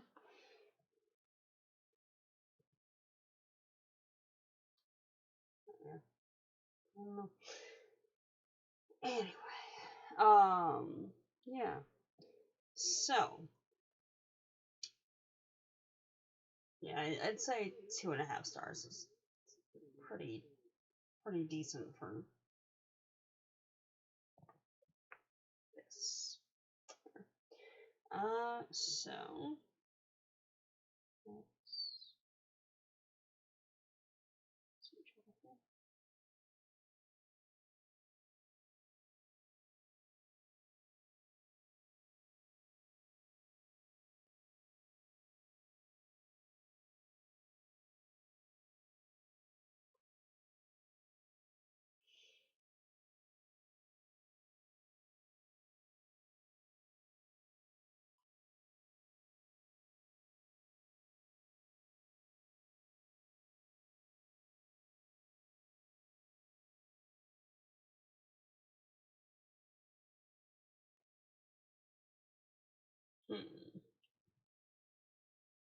okay, one sec.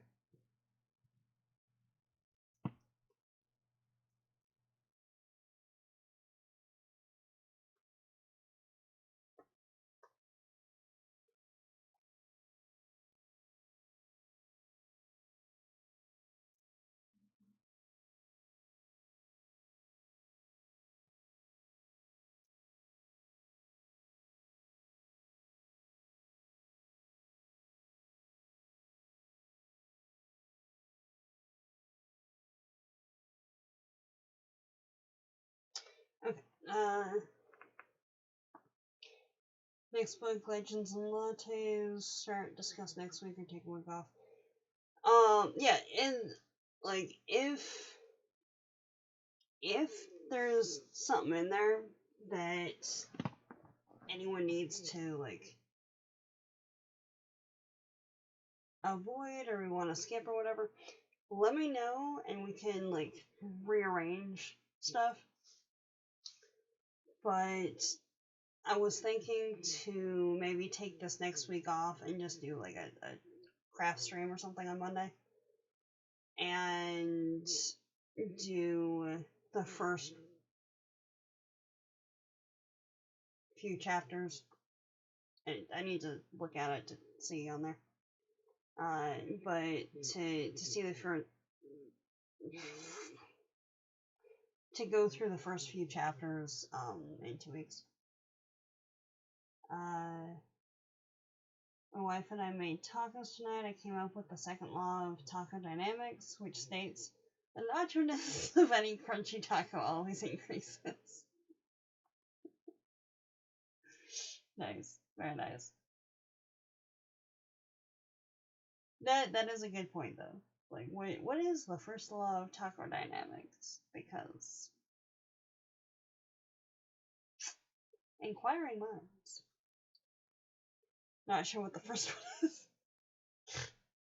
Fair. Fair point.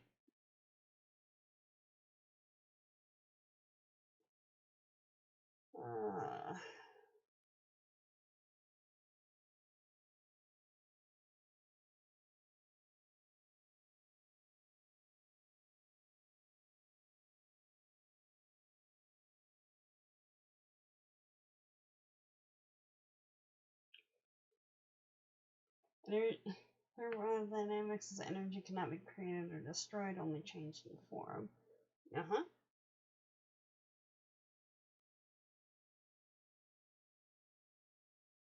Yeah, if it's a food stuff, that can get kind of dicey.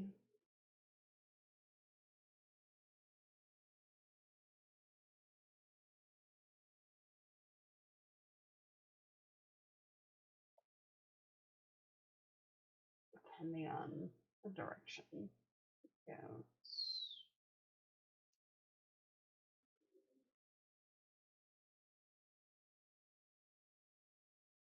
No.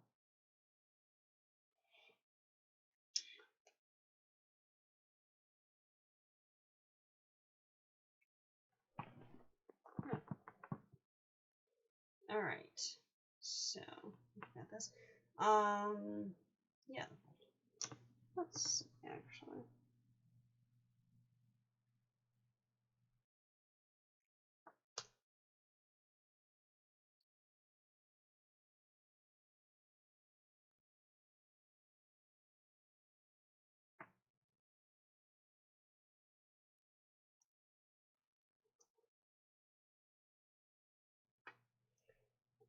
The desire for tacos can neither be eliminated nor destroyed, only lessened in form.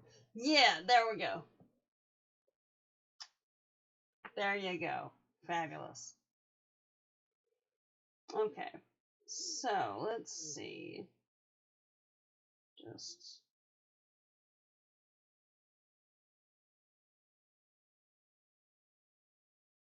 What I have the thing though. Where did it go? There you are. Okay, so Legends and Lattes. It looks like a 6.5 hour run through.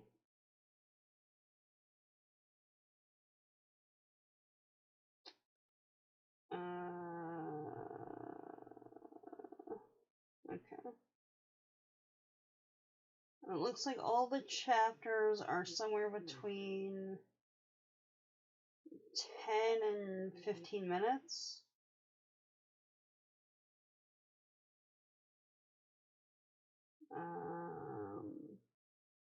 So there's 29 chapters and an epilogue and a prologue. So if we do...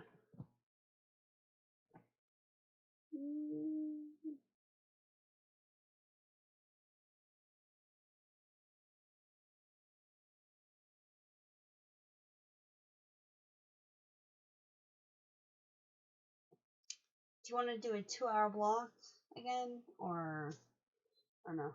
Because that would be about 6 chapters. Yeah, probably just over 6 on the So the first 6 on that, or the what's it? The epilogue, or wow. I'm looking right at it and you can't read it. The prologue and the first 6.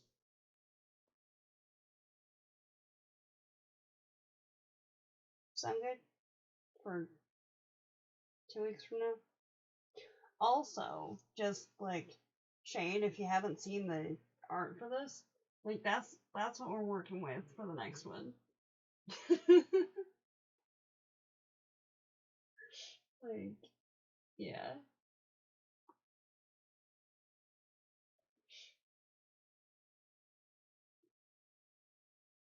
We can try 2-hour blocks and see how it goes. Okay. Because, like, looks interesting for sure.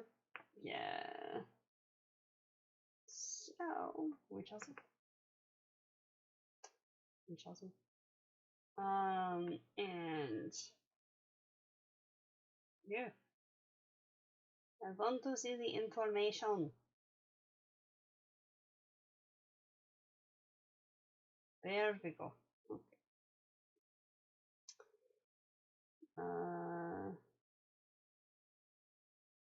Worn out after decades of packing steel and raising hell, Viv, the orc barbarian, cashes out of the warrior's life with one final score, a forgotten legend, a fabled artifact, and an unreasonable amount of hope lead her to the streets of Floon, where she plans to open the first coffee shop the evening has ever seen. So, yeah. So there's that. There.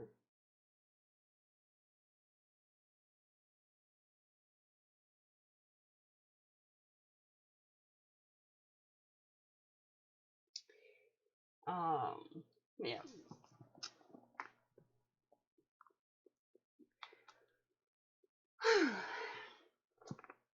So,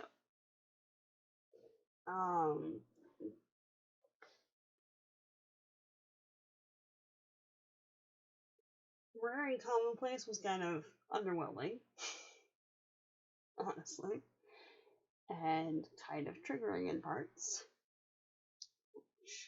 Not the best, you know. Hopefully, this next one is gonna be better. But yeah. So, there's that. Anyone have any particular things y'all want to share before we head off for tonight? I'm not feeling like dizzy anymore, which is good, but I am starting to get hungry a little bit. Which would probably help with the not being dizzy and stuff, honestly. Now that I'm thinking about it. Yeah. It's probably a good idea to eat something.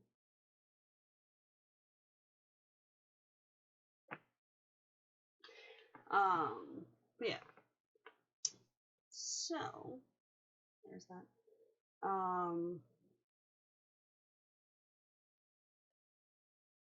Trade or not trade? Is there anybody?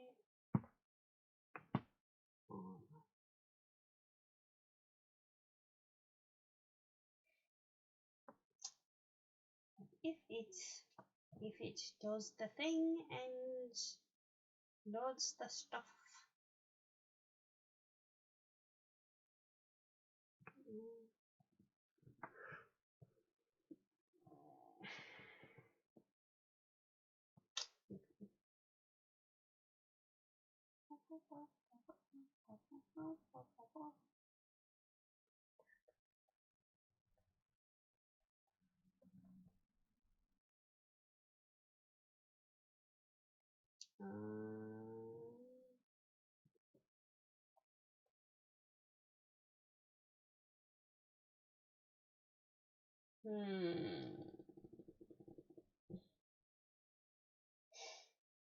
Do you guys have any suggestions or not?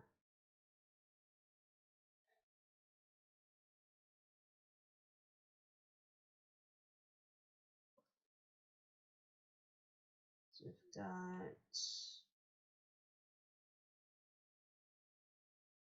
got some art people. We've got someone playing D&D. Rams Reef. And Turtles and Chill are both on with the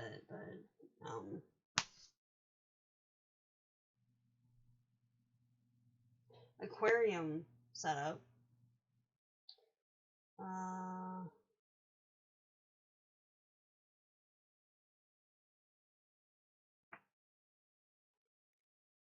Yeah.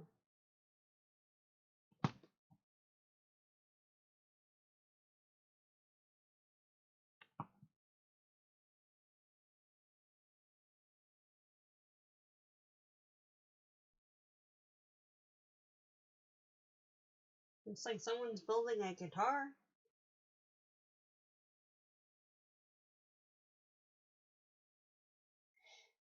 Turtles and Chill? Yeah. Go with whatever brings you the good vibes. Turtles and Chill is pretty good.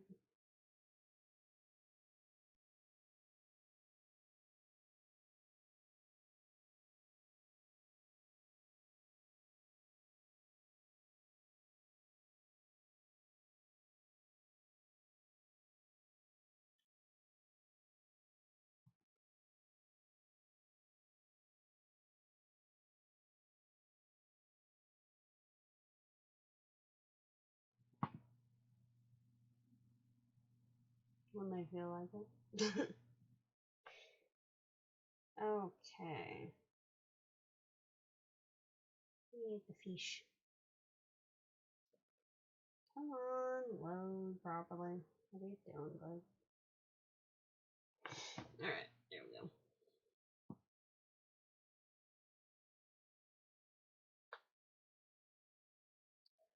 Yeah. I don't tend to like actively like interact when I'm on this particular stream, but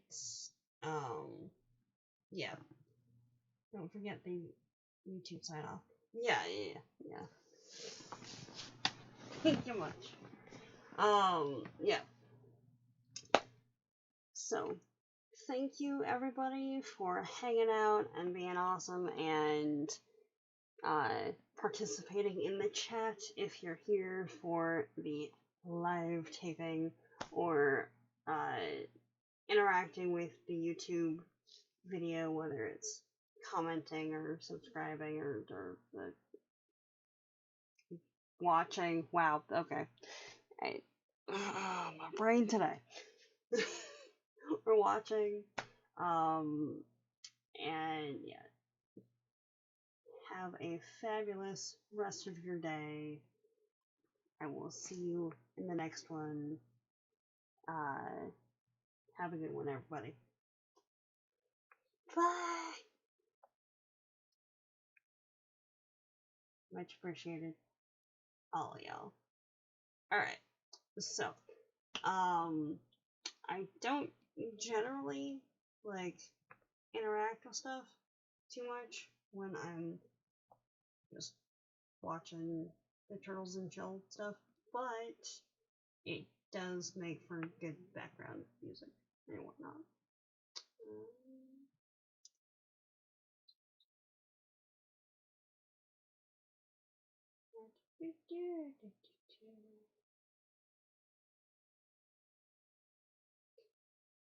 Yeah.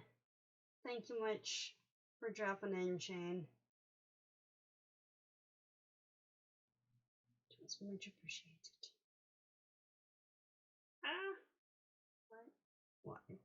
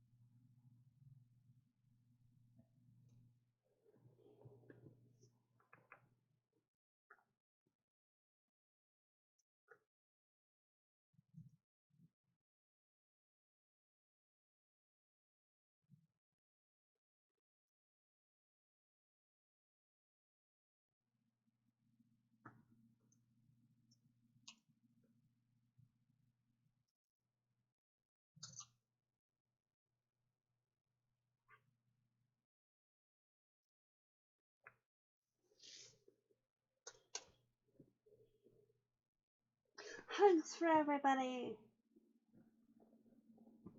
Oh, yeah. It would probably help if I, grabbed the emotes that I've got. That would be good.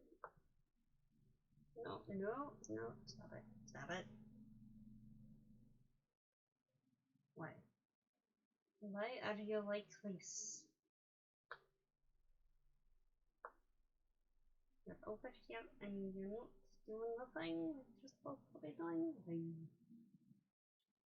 Makes no sense.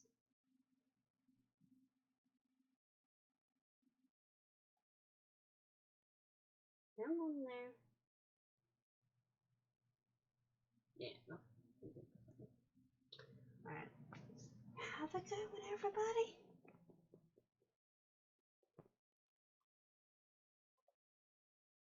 Yeah, rainbow turtle.